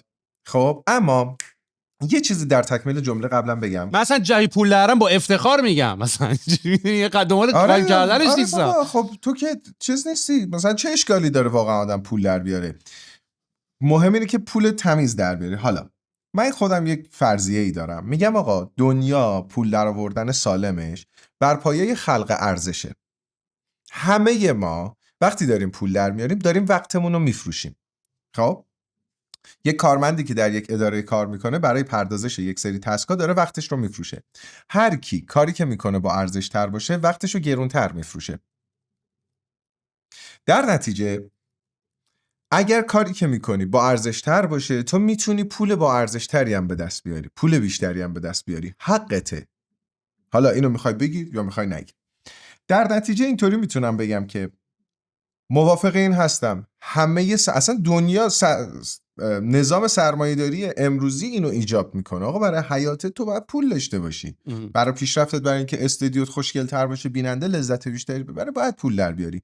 ولی یه جوری در بیاریم که به بینندمون هم حس بد انتقال پیدا نکنه. حالا فارغ از اینه که قراره 4 تا کامنت منفی هم بگیریم، اینو در نظر بگیر اگه تو پول در بیاری توسعت چقدره، بیننده مثبتت چقدره، حالا چند تا میخواد کامنت منفی بگیری. یعنی در واقع یه کفه ترازو میذاره، میبینی سیستم پول در آوردن موجب توسعه این محصول میشه، طبقه 16 پیشرفت میکنه با پول. حالا امیدوارم که امیدوارم که این حرفایی که ما زدیم اینا واقعا راستش هم بخوای حرفایی نیست که من با دوستام جمع میشم میزنیم، ولی وقتی این اتفاق افتاده بعد نیست که حالا چند بار رفلکت نمون. یعنی یه جورایی من بیام به جای که بیام تو توییتر ریپلای کنم در چند کاراکتر کوتاه، ترجیح میدم خیلی بلند بتونم بشم با کی راجعش حرف بزنم. یعنی اگرم راجع به این مسائل صحبت کردیم صرفا خواستم این حرفایی که اتفاق افتاده راجعش صحبت کرده باشیم. ولی حالا که اهورا رو داریم، من واقعا راستش بخوای دوست دارم بیشترین کلمه استفاده رو نمیخوام بکنم، بیشترین منفعت رو ازت بگیریم، یعنی تا داریمت ازت یاد بگیریم. تو تا به الان کلی تک پیس آف تک و اینا رو ریویو کردی، کلی قطعات رو ریویو کردی. چی خودت تو ذهنت بوده که دوست داشتی باشه ولی هنوز ساخته نشده یا به وجود نیامده؟ چی دوست داشتم باشه که هنوز نیامده؟ سوال خیلی جالبی بود. ببین یه ایرادی، این سوال یه جوری سخته جواب دادنش، به خاطر اینه که نظام سرمایه داری و نظام مصرفگرایی این مدلیه که تو این محصول لیوانو بساز، تو همین الان میتونی بی‌نقص ترین حالت ممکن این لیوانو بسازی، ولی بیا هر دفعه هر سال یه ذره بهش ارتقا بده تا کاملتر بشه، هر سال بتونی رو بفروشی و تو پولدارتر بشی، بتونی تکنولوژی رو توسعه بدی. من به این دید نگاش میکنم این سیستم مثلا فروش آیفون های اپل و هر سال میاد همه این اپل، همه برند 20% محصول رو ارتقا میدن که یه کمی کاملتر بشه. ولی همه اینجوریه. آخه من یه دوستی داشتم که اینجوری فکر میکرد دارن تو پاچمون میکنن. گفتم باشه راش همینه. نه اصلا راش همینه. یکی از دلایلش چیه؟ یکی دلایلش اینه که آقا موجب میشه تکنولوژی توسعه پیدا کنه. میدونی چقدر تحقیق و ببین شما نگاه کن، هر ساله داره تکنولوژی پیشرفت پیدا میکنه، اما آیا دیگر صنایع همین شکلی پیشرفت میکنن؟ نه، تکنولوژی چون داره خرجش میشه که پیشرفت میکنه. میدونی مثلا همه چی همش هی داره بهتر میشه. اما بخوام به زبان ساده اینو بگم، بذار یکم بهش فکر کنم. خیلی سوال سختی پرسیدی. چی دوست داشتی الان؟ چه تکنولوژی، چه پیس آف سافری، حتی چه روندی دوست داشتی الان میدیدی که نیست؟ اصلا سواله یه جورایی برای من ویژنریه. یعنی میخوام بگم تویی که رفتی. من احساس میکنم ببین شما امروز من احساس میکنم زمانی دنیا به کامم میچسبه که خیلی مثلا حال بکنم باهاش، که همه چی یک پارچه تر بشن. خب مثلا ما اپل رو به عنوان یک اکوسیستمی که خیلی خفنه و همه دستگاه ها با هم خیلی خوب میسازن میشناسیم، اما واقعیت اینجوری نیست. شما ایپادتو میخوای گاهی وصل بکنی، اینش وصل میشه اونش وصل نمیشه، مشکل داره اینا. شما هنوز که هنوزه میخوای با سیری صحبت بکنی، واقعا بعضی موقع ها من مثلا پشت موتور یا ماشین که هستم استرس میگیرم، یعنی خیلی حواسم هست که به کسی استرس وارد نکنم در رانندگی، خیلی محتاط همیشه میرونم. بعد مثلا دست به گوشی نمیزنم، با سیری صحبت میکنم، بعد میگم مثلا سیری کال مثلا آقای، مثلا سیری کال الان تو فعال نشو، مثلا کال علی. خب بعد یهو زنگ میزنه به قلی، بعد پشت موتور واقعا دردسر داره، تو باید بزنی بغل گوشی رو در بیاری، نه تو به قلی زنگ نزن.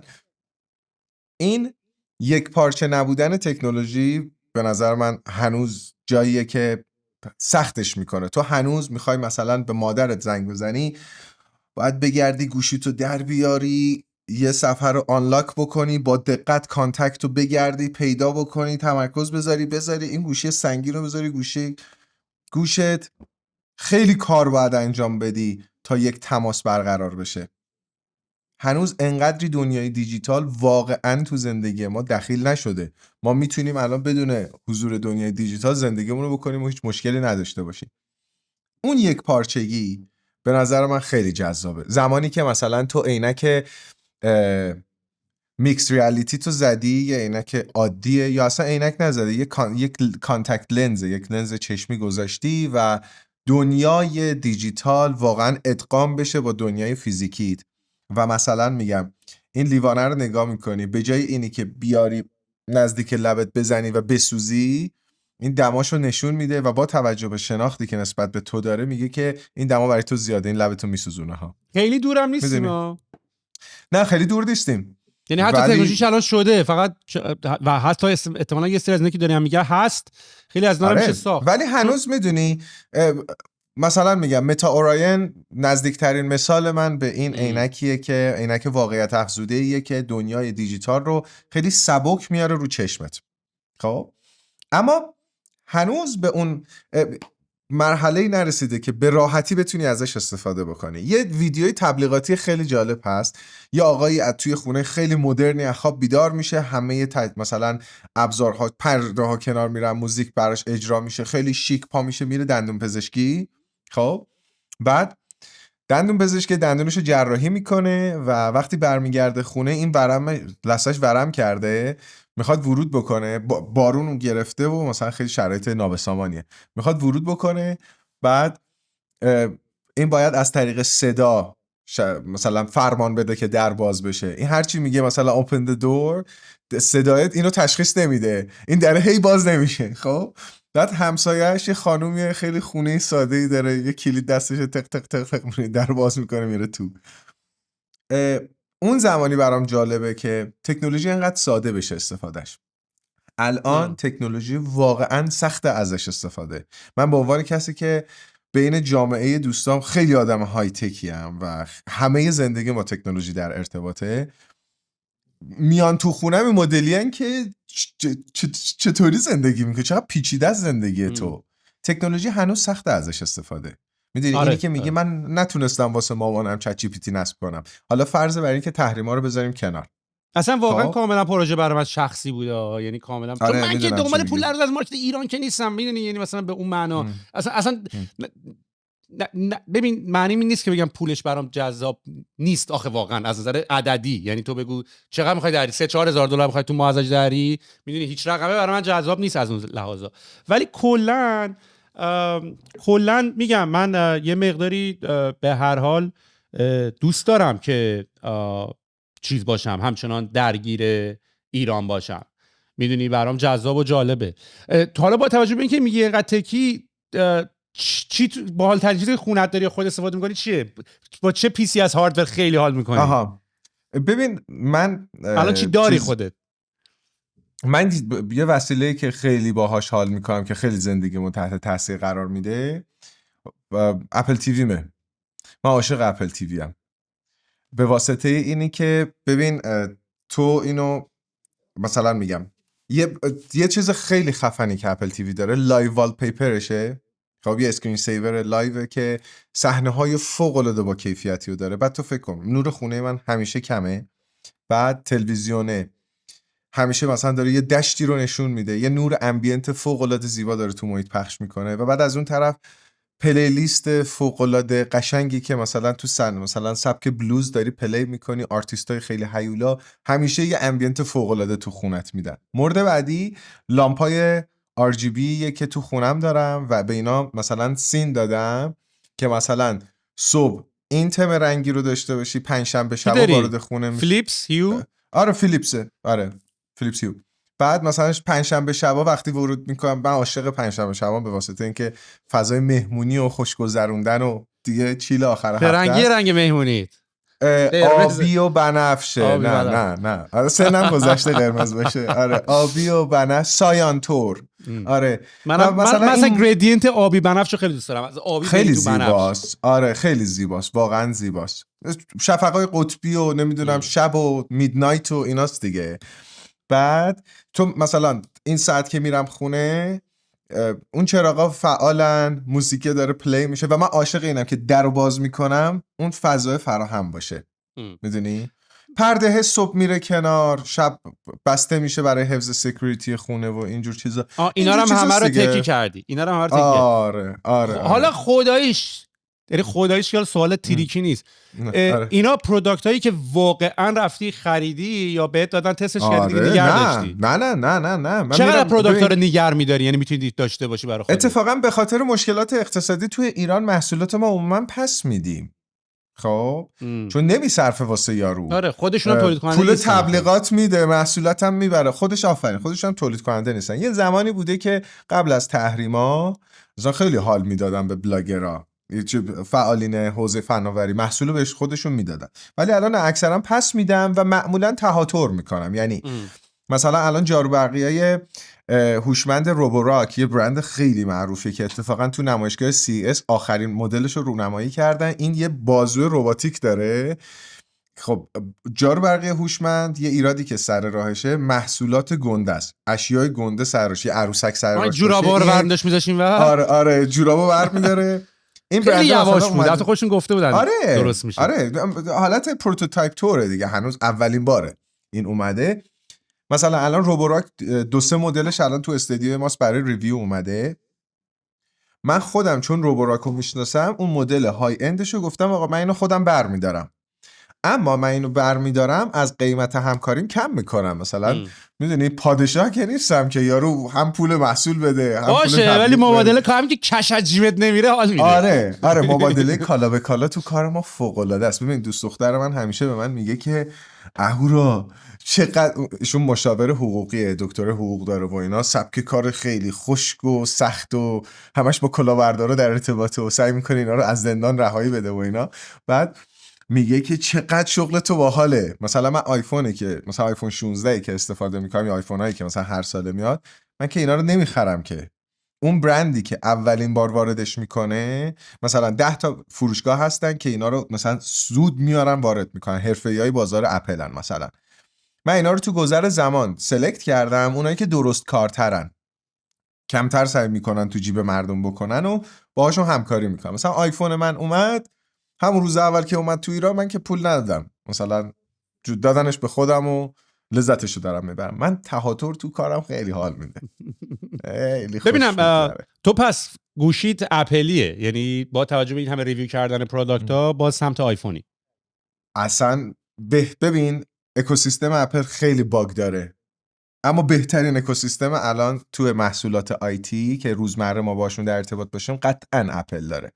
بهترین رابطه کاربری، بهترین سخت افزار، و یه چیز خیلی مهمی در رابطه کاربری هست که تو باید کار بکنی تا با محصول متوجه شی، اونم ارتباط بین نرم افزار و سخت افزاره که موجب میشه منابع بهینه مصرف بشن و اپل تو شاهکاره. اما کامپیوترام ویندوزی هن.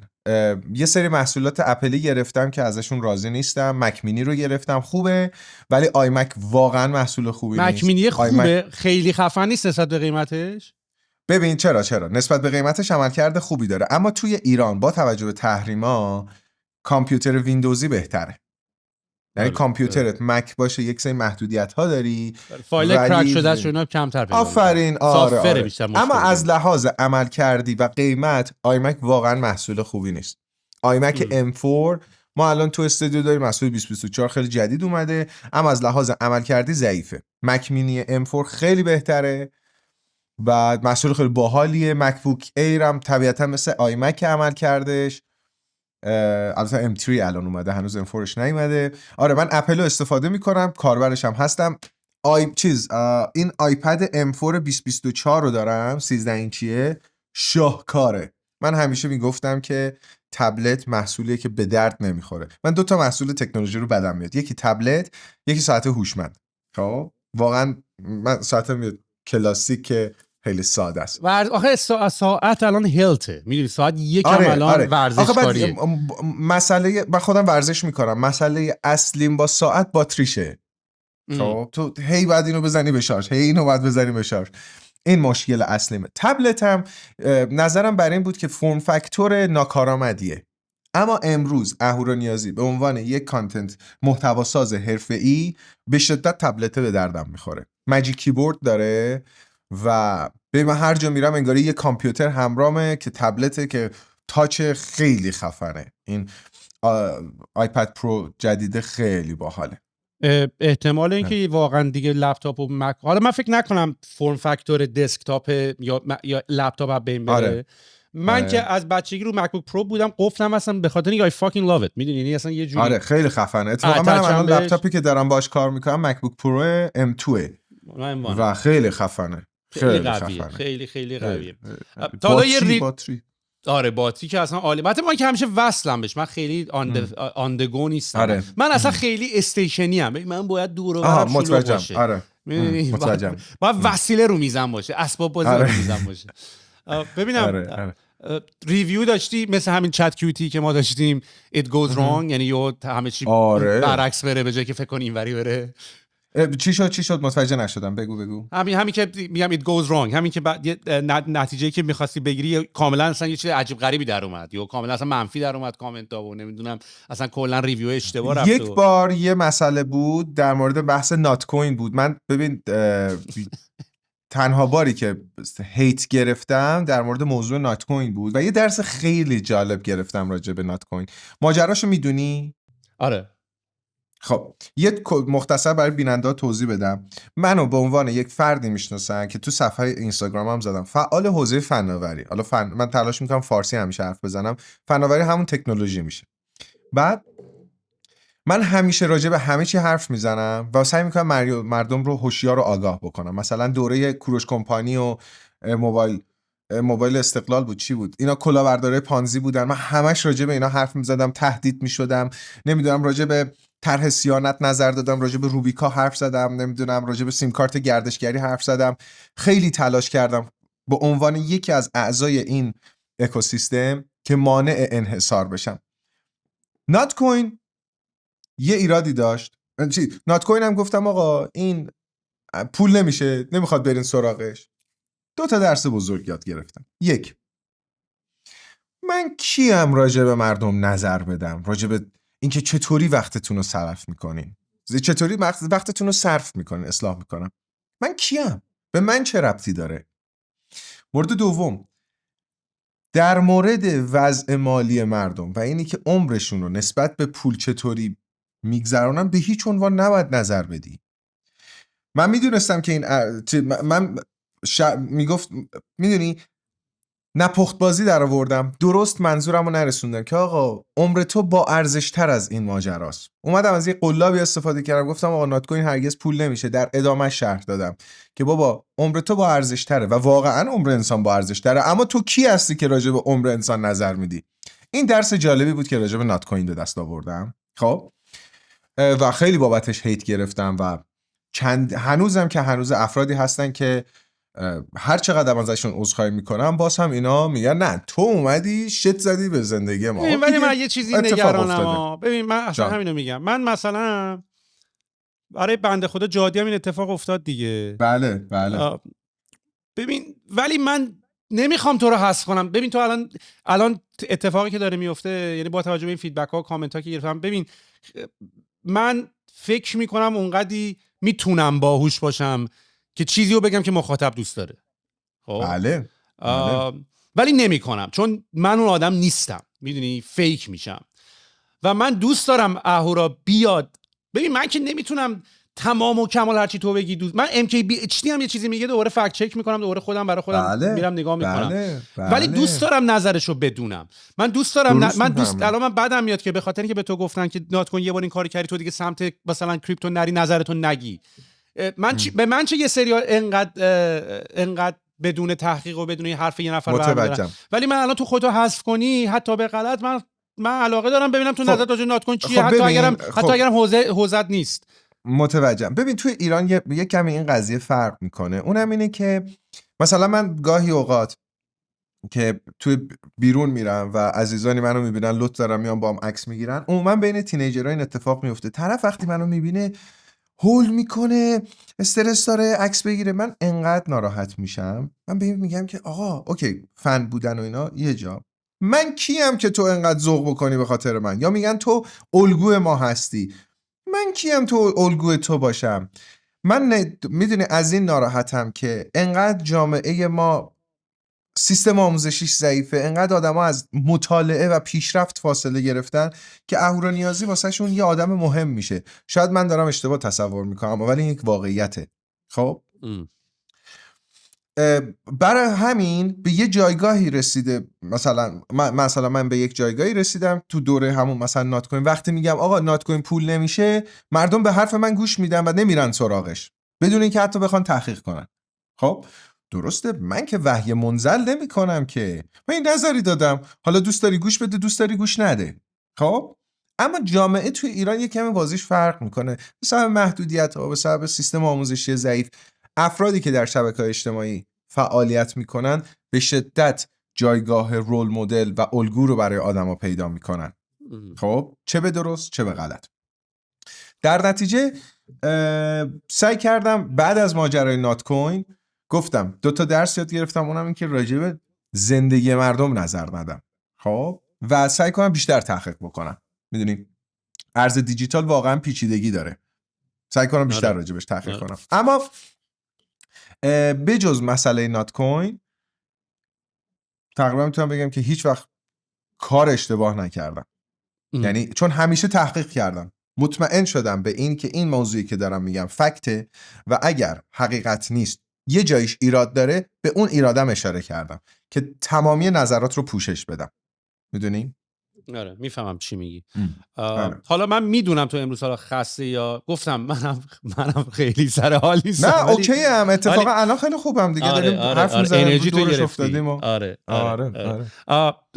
اگه قرار باشه که مثلا به یه نفری که امروز داره، چون الان به هر حال این کاملا به یه شغل هم تبدیل شده دیگه، اگه یه نفری امروز قراره بره وارد کانتنت کریشن و بره تو یوتیوب و اینا، بزرگترین ادوایسی که داری به چی میتونه باشه؟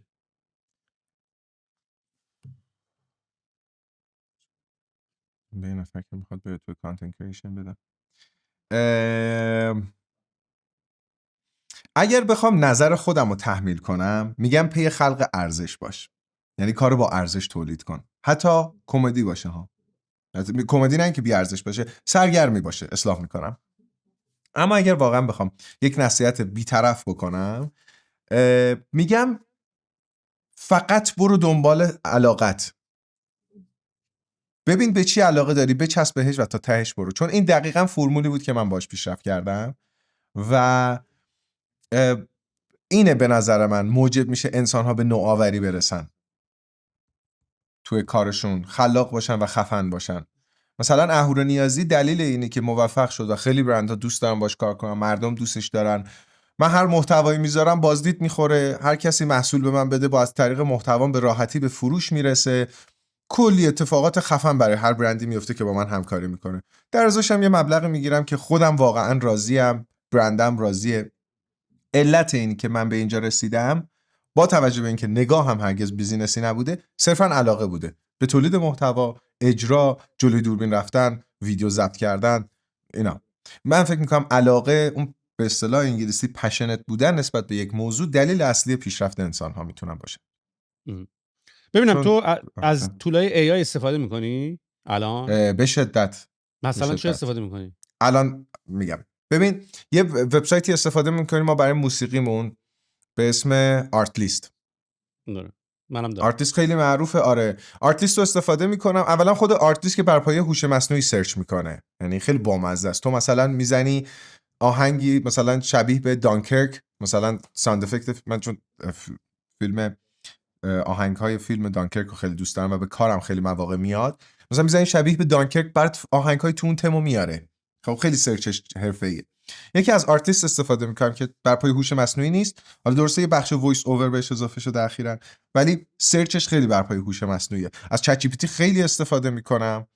بعدش مثلا تایر ماشینم خورده بود به جدول باد کرده بود و من اصلا در مورد ماشین فنیش چیزی بلد نیستم. تکنولوژی هایی که مثلا کمک یار راننده هستن به صورت پیشرفته رو دوست دارم، ولی تایر باد کرده چه اتفاقی قراره برای تایرم بیفته نمیدونم. عکس گرفتم به چت جی پی تی دادم، گفتم این چه مرگش شده، گفت این احتواجی برخورد کرده، سیم های داخل تایرت شکستن، این از اینجا باد کرده، این خطراتو داره.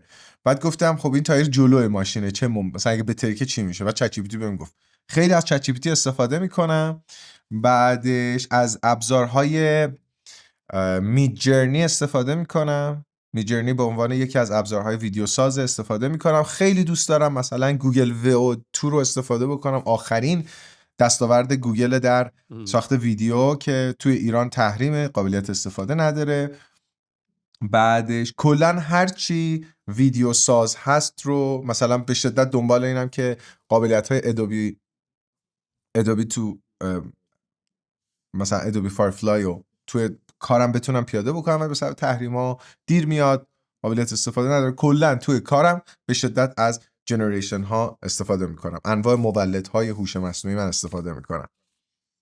آره من حتی پایم که فکر کنم برم براش مثل پیکسار بود که توی استوریو به عنوان اولین فیچرد فیلم بلند بله کامپیوتر انیمیشن اومد داد. من بعدم نمیاد برای یکی که این کارو به زودی میکنه، ولی حالا در حد خودمون مثلا یه فیچرد فیلم بلند با هوش مصنوعی درست بکنیم. تو پس رانوی ام ال و اینا رو چی؟ اونا رو دیدی؟ آره استفاده میکنم دیگه. ببین هیجن رو استفاده میکنم. برای چه کاری هیجن استفاده میکنی؟ هیجن ما استفاده میکنیم، خیلی بیزنس توله. آره الان بهت میگم هیجن رو برای چی استفاده میکنم. ببین من دارم روی یک ایده کار میکنم، خب ایده چند زبان تو ویدیو ساختنه. آره. بعد هیجن رو برای داب کردن ویدیوهای اونو استفاده میکنم. تقریبا میتونم بگم از همه ابزارهای چیز استفاده میکنم، مولدهای هوش مصنوعی من استفاده میکنم، ولی به واسطه اینکه کیفیتشون عموما پایینه برای پیشبرد ایده هام استفاده میکنم. میدونی؟ بیشتر آیدیا فیز. آره هنوز اون محصول نهاییه که راحت و چپ بزنی سریع یه ویدیو با کیفیت بده نرسیده. آره ولی استفاده داریم میکنیم. مثلا من هیجن کلا ما یه ویدیو داریم بتر مود under 5 minutes or in 5 minutes توضیح میدیم و اینو صداش کاملا با هیجنه. قشنگ اسکریپتش رو میدی چت جی پی تی بنویسه، قشنگ هیجن هم بخونه. بعد صدا رو میتونی بالا پایین کنی، ادیت میتونی. دی اسکریپت خیلی باحاله برای پادکست. خیلی متاسفانه اینا خیلی فارسی هاشون شاید قوی هستا. آره ولی چیزه. ببین مثلا الان بزرگترین مشکلی که تو ابزارهای هوش مصنوعی داریم تو TTS ها، اونهایی که متن رو به گفتار تبدیل میکنن، سر واج آرایی ها. مثلا واژه زاهدی، فامیلی زاهدی رو نمیتونه بگه، خواهر رو میگه خواهر. یه سری ضعف این شکلی دارن. مثلا این سافتور است ترین کردنش. خب سونو رو نمیدونم دیدی آهنگ میتونی باش بسازی. بله سونو.ai بله موزیک میسازه. من یه متن فارسی بهش دادم همینجوری خواهر و اینا بود. بعد به چت جی پی تی گفتم ببین تمام حروف صدادار و اصفه و کسره و همه رو بذار، همه رو که میذاره رو بهتر میشه. دقیقاً بله بهتر میشه. آره استفاده میکنم و خیلی طرفدارشم. من همیشه یه شعاری هم تو ویدیوام تو صفحه‌ام دارم. ببخشید مدت‌ها سر نزدم بهش. روشن باشید و آگاه. من همیشه سعی میکنم که بدونم چه ابزارهایی در دستمه و ازشون استفاده بکنم و معمولا معتقدم که خیلی کمک میکنه این مردم روشن باشن به یک موضوعی، آگاه میشن و ازش استفاده میکنن. و هوش مصنوعی رو من خیلی کاربرد دارم. آره اصلا یواش تقریبا هم میگن دیگه مثلا حالا در آینده کمپانیای با ارزش بیلیون دلار یه نفره یا 1 تا 10 نفره خیلی زیاد خواهیم داشت. با همه اینا میتونید کلی کار بکنید دیگه. ولی ببین عینه، میگم دوباره من مثال دوباره همین پیکسار، توی استوری و اینا رو میزنم. جان لاسنر رو داشت با استیو جاب صحبت میکردن توی یه اینترویو که شاید 20 بار تو این پادکست راجع به این اینترویو من صحبت کردم. اون موقع حالا که کامپیوتر انیمیشن گرافیکس و اینا اومده بود، میگفتش که ازش پرسید که فرق شما الان با مثلا اون موقع دیزنی هم به عنوان رقیب بود، حالا بعداً پیکسار خودش پیکسار با دیزنی الان کار میکنه به عنوان دیستریبیوتور. ولی اون موقع مثلا بحثشون این بود که گفت الان فرق شما چیه؟ گفت ببین ما هنوز همون تیمیم، هنوز اون تیم کریتیو خلاق داستان پردازه هست. ما فقط مدادای های تک تری داریم. ما فقط قبلا 300 نفر آدم احتیاج داشتیم، الان 10 نفر آدم احتیاج داریم، ولی همچنان تیم همونه. یعنی واسه این تمام ابزارهای این اومدی که حالا همه میتوانن یه فیلم بسازن، من اینطورم که قبول، ولی هنوز هنوز فرق هست اینکه کریستوفر نولان بره از AI استفاده کنه یا من برم از اون استفاده کنم. بله ببین من میدونی معتقد به چیم، میگن آقا هوش مصنوعی میاد مشاغل رو از بین میبره. بله کاملا صحبت شما درسته، اما در انقلاب صنعتی هم مگه مشاغل از بین نرفتن و بازوها اومدن؟ مثلا تو کارخونه ها صنعت اومد جای کارگرا رو گرفت، کارخونه ها اومدن جای کارگرای تک نفره رو گرفتن. بله اما برو نگاه کن، عددش خاطرم نیست، مثلا میگم اگر در انقلاب صنعتی 100 تا مشاغل شغلی از بین رفت، خب مثلا 400 تا فرصت شغلی ایجاد شد با یک تفاوت: مشاغل به شدت حرفه‌ای تر شدن. تو باید باسوادتر میبودی تا توی اون موقعیت‌های شغلی فعالیت میکردی. معتقدم بر این که هوش مصنوعی، یعنی بعد میایم جلوتر میرسیم به دنیای دیجیتال، انقلاب مثلا دیجیتالی که مثلا دیگه از 2000 شروع شد، خیلی از مشاغل رو از بین برد.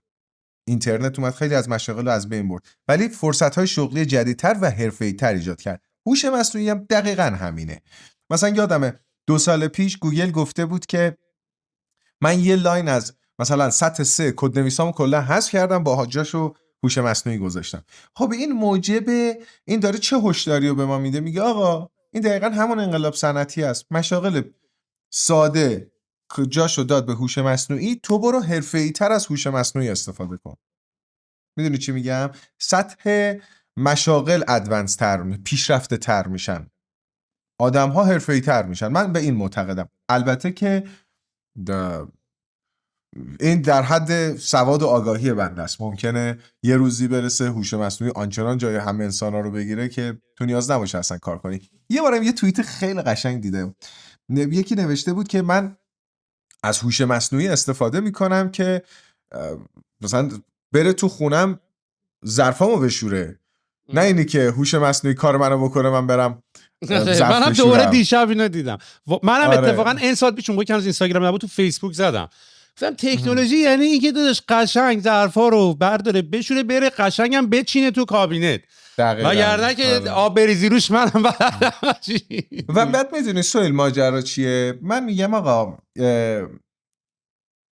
این ابزارا هستن، تو باهاش یاد بگیر کار بکنی تا حرفه‌ای تر باشی. دلیل اینه که مثلا من میتونم سریع یه کانتنتی رو در بیارم استفاده از جدیدترین ابزاراست.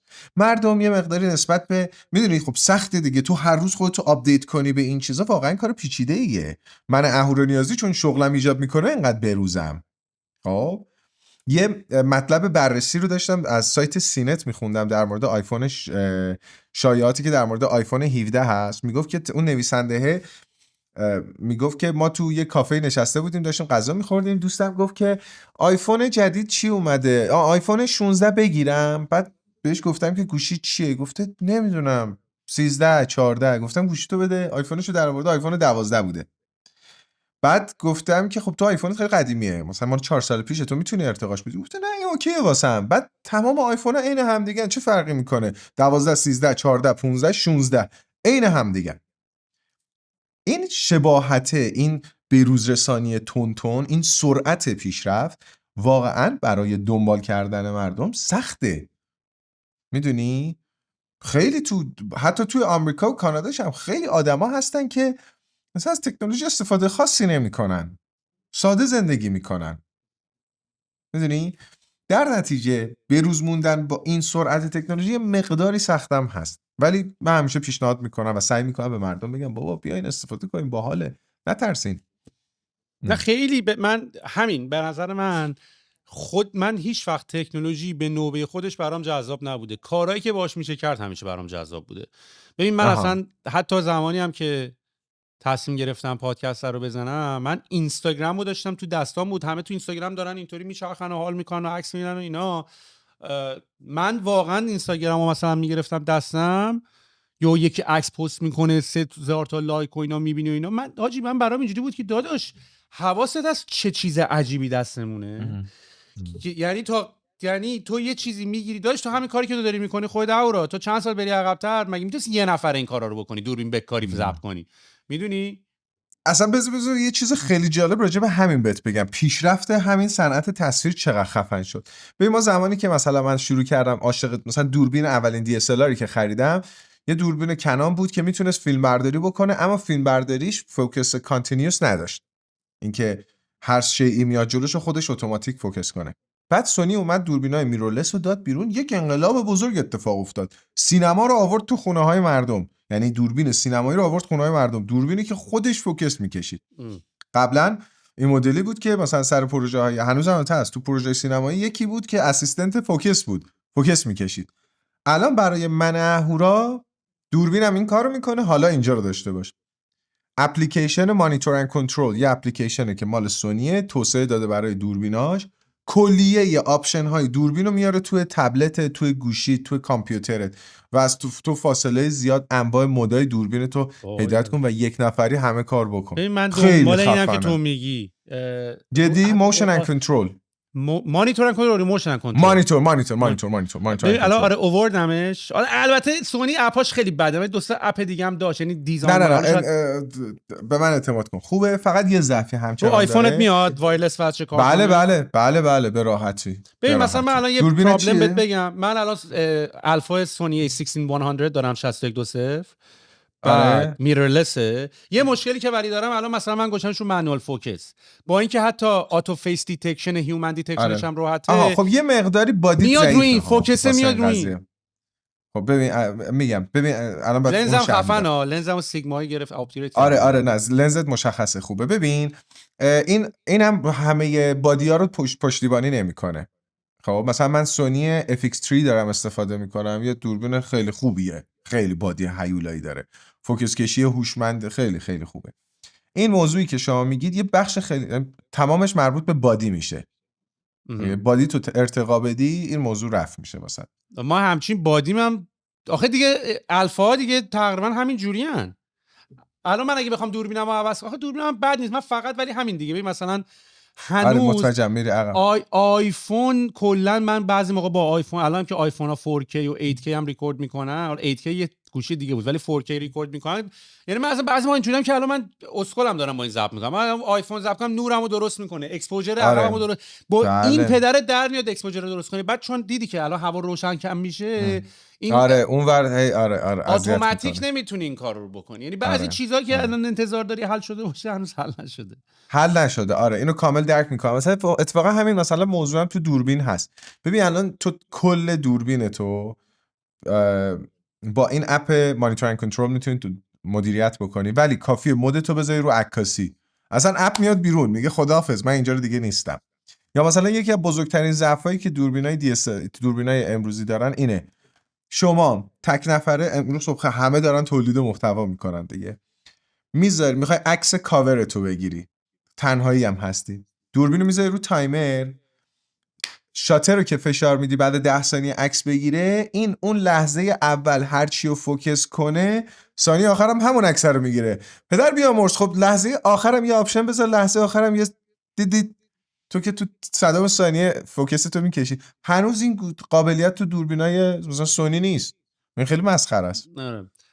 خیلی داشت بازی سافت ور بود دیگه. ببین مثلا من الان مثلا من ماشین خودم واقعا توی سافر ضعیفه و مثلا ماشینت من پورش دارم ماکان و ببین یعنی مثلا بهت بگم سیمپل ترین فیچرهایی که انتظار تویوتا هم داره نداری. بعد رفته بودم بهش میگفتم آقا حداقل جون مدت بذار من این گوگل مپ هم و اینا رو فول اسکرین کنم. بعد اصلا کلا یارو اینجوری میگه آقا پورش ایتس ان انجینیرینگ کمپانی، میدونی ماشین مهندسی، اصلا به سمت تکومک نرفته. آره. و مثلا همین قضیه که داری میگی یه مقداری احساس میکنی که تکنولوژی یا مثلا چون ماشین اسپورت هم هست، یعنی برای کاتگوری اسپورته، مثلا داری میری عقب اگه تو پارکینگی، مثلا با ماشین قبلی من همینجوری کله خر گاز میدادم میرفتم عقب، خودش میخورد داشت میرسید به دیوار وای میساد دیگه. میدونی این ولی ماریو تق زدیم تو دیوار همونو من داداش گفتم وایسا دیگه، یعنی انتظارشم وایسا دیگه، ولی مثلا اصلا تکنولوژی که بخواد از این کارا رو بکنه توش اصلا نرفته. میدونی این همون یک پارچه است دیگه. میگم من اون چیزی که آرزومه این یک پارچه‌ای تکنولوژیه که خودش همه کارا رو بکنه دیگه. آره. بنابراین مثلا همین سونی هم همینو دارم میگم، مثلا اپل همین جوری برد دیگه، میدونی آفرین. اپل اومد از سونی و اینا مثلا تکو نمیفهمن اون چه اینترفیس، اصلا اندروید هم همین بود دیگه، یعنی اندروید رو ساختن برای چیز، ولی اگه مثلا سونی و اون اینه سافر میفهمیدن الان همه این کارا رو کرده بودن. فهمیدن هم کار کالچره ها، یعنی تو مگه مایکروسافت عقلش نمیرسه که دیزاین مهمه، نمیتونه که اپل رو کپی کنه، نمیتونه دیزاینر اونجوری بیاره، شوره رو نمیتونی بکنید توی ساختار کمپانیت وقتی نیست کمپانیت، وقتی جز ولیوات نیست. آفرین. خیلی نکته جالبی اشاره کردی و خیلی قشنگ گفتیش، خیلی باحال. آره. حال کردم با این موضوع. آره. اتفاقا در مورد اپل یه چیزی که خیلی باهاش حال میکنم اینه، این اپل بجز ویژن پرو یا مثلا محصولاتی که عموما تو گذر تاریخ داده بیرون و شکست خورده، محصول معروفش مثل آیفون یا قابلیتی رو نداره یا وقتی داره به نحو احسن در هر شرایطی برای هر کاربری قابلیت استفاده داره. مثلا شما سامسونگ S25 اولترا، S24 اولترا، دوربین فلان دارم، انقدر مگاپیکسل فلان، یه دونه عکس خوب میخوای باهاش بگیری، واقعا باید ابزارهای رابطه کاربری دوربین رو بلد باشی، چطوری تنظیم کنی عکس خوب بگیری. آیفون زر میاد زر عکسو میزنی، یه فوق العاده به تحویل میده. این قابلیت اپل خیلی خوبه. آره. که یا خدماتی نداره یا وقتی داره خیلی احسن و خوب کار میکنه. اینش خیلی باحاله. اپل دوران استیو جابزش واقعا جذاب و جالب بود. الان فقط همین ایتریتیو و اکسپنشن، ولی باز من همچنان بتم روی اپل در آینده، یعنی من حتی استفاده از AI هم بتم روی اپل همچنان، به خاطر اکوسیستم هاردوری که داره. باز هاردور مهمتر میشه وقتی AI هست. دقیقاً. مارک زاکربرگ زمانی که داشت روی متاکوست 3 فکر میکنم کار میکرد، در مورد اپل ویژن پرو ازش پرسیدن، گفت من نمیدونم اینا چی میخوان معرفی بکنن، ولی وقتی اپل توی یک زمینی پا میذاره لیگ بازی رو عوض میکنه. خب حالا اون تجارب استیو جابزی بوده که اینو گفته. نمیدونیم تیم کوک فعلا با اپل ویژن پرو که یک محصول نوآورانش بوده خیلی موفق عمل نکرده، چون صنعتش خیلی دوره به محصول نهایی برسه، ولی باید ببینیم چه کار میکنه دیگه. ببینیم آیا میتونه مسیر استیو جابز رو دنبال کنه. آورا به عنوان اختتامیه قضیه، آینده خودتو چطوری میبینی؟ یعنی فکر میکنی همین کار ادامه میدی؟ آره ادامهش میدم. خیلی دوستش دارم، واقعا دوستش دارم. خیلی دارم تلاش میکنم یک محصولی بتونم ارائه بدم، یه محصولی که از جنس توسعه فردی باشه، یعنی کمک کنه به آدما برای اینکه زندگیشون از این کثافتی که در ایران هست نجات بدن. اوکی، دلار 80 خورده هزار تومان خیلی ترسناکه، انحصار و محدودیت ها خیلی ترسناکه، اما یه واقعیتی که هست، انسان از ازل تا ابد در بدبختی بوده، در جنگ بوده، در نابسامانی بوده، ولی تو همه این دوران ها انسان هایی بودن که تلاش کردن، پیشرفت کردن و زندگی خوبی برای خودشون فراهم کردن. خیلی دوست دارم روی همچین چیزی کار کنم، یعنی دارم روی این واقعا شبان روز فکر میکنم، هنوز به ایده نرسیدم که بتونم یک محصولی ارائه بدم که به انسان ها کمک کنه واقعا. از وقتی میگی محصول منظورت یک چیز فیزیکیه یا ممکنه یه سافتور؟ نه محصول یک پروداکت، ولی دیجیتال پروداکت مثلا یه عموما تلاشم بر همچین چیزیه. من یه ایده بهت بدم، محصول دیجیتال. جان چند بار راجعش صحبت کردم اتفاقا. این مثلا من الان دوربینام بچرخونم پشتت، مثلا کلی چیز یعنی من الان توی دوره‌ای از زندگیم هستم که فهمیدم که برای اینکه واقعا به کارهایی که دوست داری برسی و اهداف داشته باشی، من خیلی‌ها به من میگن که داداش تو چطوری مثلا این وقت پیدا میکنی استارتاپ تو بزنی، نمیدونم پادکست. من خودم تو رو میبینم همیشه سوالم اینه چطوری میرسی؟ ببین، و نکته‌ای که وجود داره آخه خیلی خنده داره، اینو به من میگن، بعد من که نگاه میکنم من پرتیمم کم نیست، میدونی، یعنی من مثلا پشت مثلا لش کردنم هم خیلی تایمش زیاده. بعد میدونی بلدی مثلا میگم من به سرعت تولید محتوامو بگم، میگه چطوری ممکنه یه نفر اینقدر قوی بتونه سریع تولید کنه؟ من اینو بلدم، تو اونو بلدی. متوجه این هست. حالا بفرمایید. من میخوام بگم که نکتهش وقت از کجا میاری نیست، نکتهش منیجمنت انرژی است که وگرنه تایمو که داری حوصله کاری کردن رو نداری. یعنی مثلا ممکنه من بعد از این پادکست الان دیگه خسته باشم بخوام برم کارمو بکنم من باب مثال، پس مشکل من وقت نیست، میدونی، چون من الان تا شب 12 ساعت دیگه وقت هست الان تا شب، ولی حوصله نیست، وگرنه وقته که هست. و بعد خیلی خیلی الان شروع کردم، خیلی وقته یعنی شروع کردم، اولا هم خیلی دارم سعی میکنم به خودم برسم، ورزش دارم زیاد میکنم، نمیدونم خیلی برایان جانسون رو دارم فالو میکنم، مثلا الان میگم کلی مثلا دارم برایان جانسون همونی بود که روی چیز بود، روی سلامتیش کار میکنه. آره همونه. الان مثلا همه اون وارد پروگرامش شدم، دارم پروتئیناشو میخورم، قرصاشو میخورم، این لانجویتی میکسشو میخورم. که خودم چقدر شد مجموعه محصولاتش؟ ببین اگه پکیجیش مثلا سابسکریپشنیه، من روی ایجیوان بودم، اتلتیک گرینز، ولی از اون اومدم بیرون، مای $500 الان اگه بخوای کل پکیجیشو بگیری. یه های کوالیتی پروتئین پاودر بهت میده، یه دونه میکس بری و اینا بهت میده، لانجویتی میکس میده، 3-4 تا قرص میده که جای مالتی ویتامیناتو میگیره، با یه های کوالیتی الیو اویل هم بهت میده که یه قاشق چای خوری صبح میخوری. اگر بخوای تست خونش هم بدی، یه بار فکر کنم تست خونه خیلی چیز عجیب غریبی نیست، فکر کنم با پکیجش میشه $800، ولی جدا تست خونه رو بدی $300 میدی. الان تست خونه معمولی بری 20 تا بایومارکر بیشترت نمیگن، همین کلسترول و نمیدونم از این چیزا رو بهت میگن، قند و مند و اینا، ولی با این 110 تا تست میاد برات. بعد شروع میکنه اینا رو تست کردن. و من الان خب هم از نظر فیزیکی منظورمه، یعنی ورزش و غذا خوردن، و هم از نظر افکار. یعنی ببین مثلا من تا حدی هم، حالا بحث این توییتر هم کردیم و اینا، من تا یه حدی اجازه میدم اینا بره تو مخم، یعنی دیگه از یه حدی بعد اصلا نمیتونم، یعنی نه که بگم خیلی باحالم نمیکنم، افورد نمیتونم بکنم، لاکچریشو ندارم که بتونم ذهنم انقدر خسته بکنه، ذهنم بخواد انقدر درگیر کنه، بخوام انقدر با آدما سر و کله بخوام بزنم روی اینترنت. و حتی نسبت به کارایم پروژه‌ام که دارم انجام میدم الان دیگه محدودشون دارم میکنم که فقط بتونم ذهنم رو چند تا کار داشته باشم. بنابراین در رابطه با این پروداکتی که تو گفتی دوست داری بزنی به آدما کمک کنی، من یه جای خالی، یه پروداکتی همچنان تو زندگی من خالی هست. جای خیلی از پروداکت ها خالی ها، و این آیدیا رو هم داشتم قبلا، اسمش هم خواستم بزنم روتین، میدونی. یعنی من دوست دارم یه جایی باشه که الان احتمالاً میخوام اینو درستش بکنم، یعنی خیلی وقت داره از موقعی که 3-4 سال اپیزود این پادکست رو دارم تو پادکستم میگم میخوام درست کنم، نکردم چون نمیخوام پروژه جدید به خودم اضافه کنم، ولی شاید یه تیمی بسازم که باشون کارو بکنم. پایم بودی بگو شاید مثلا بتونیم یه سری کارو با هم بکنیم. یه آقا آدمای باحالو، مثلا آقا روتین MKBHD، روتین برایان جانسون، تمام روتین همه آدما رو بری الان لیست کنی. خب آقا مثلا حتی ورزش کردناشون، آقا این حتی ورکاوت پروگرام اینه، این ورکاوت پروگرام اینه، غذاهاشون، یعنی خیلی دیتیل تر روتیناشون رو بیاری، گایدشون. آره راهنمایی. ولی جدا از این که فقط بخونی، چون خوندنی که فایده نداره، تو همین اینترنت هم الان سرچ کنی، چت جی پی تی هم بگو روتین یا ماسکو هم بگو بهت میگه.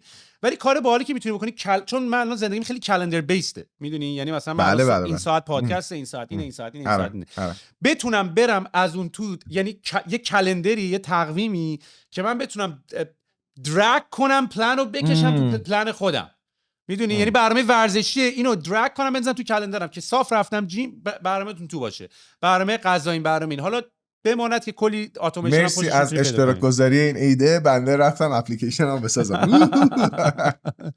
خیلی بامزه بود ایده‌ات، خیلی قشنگ بود، خیلی خوشم اومد.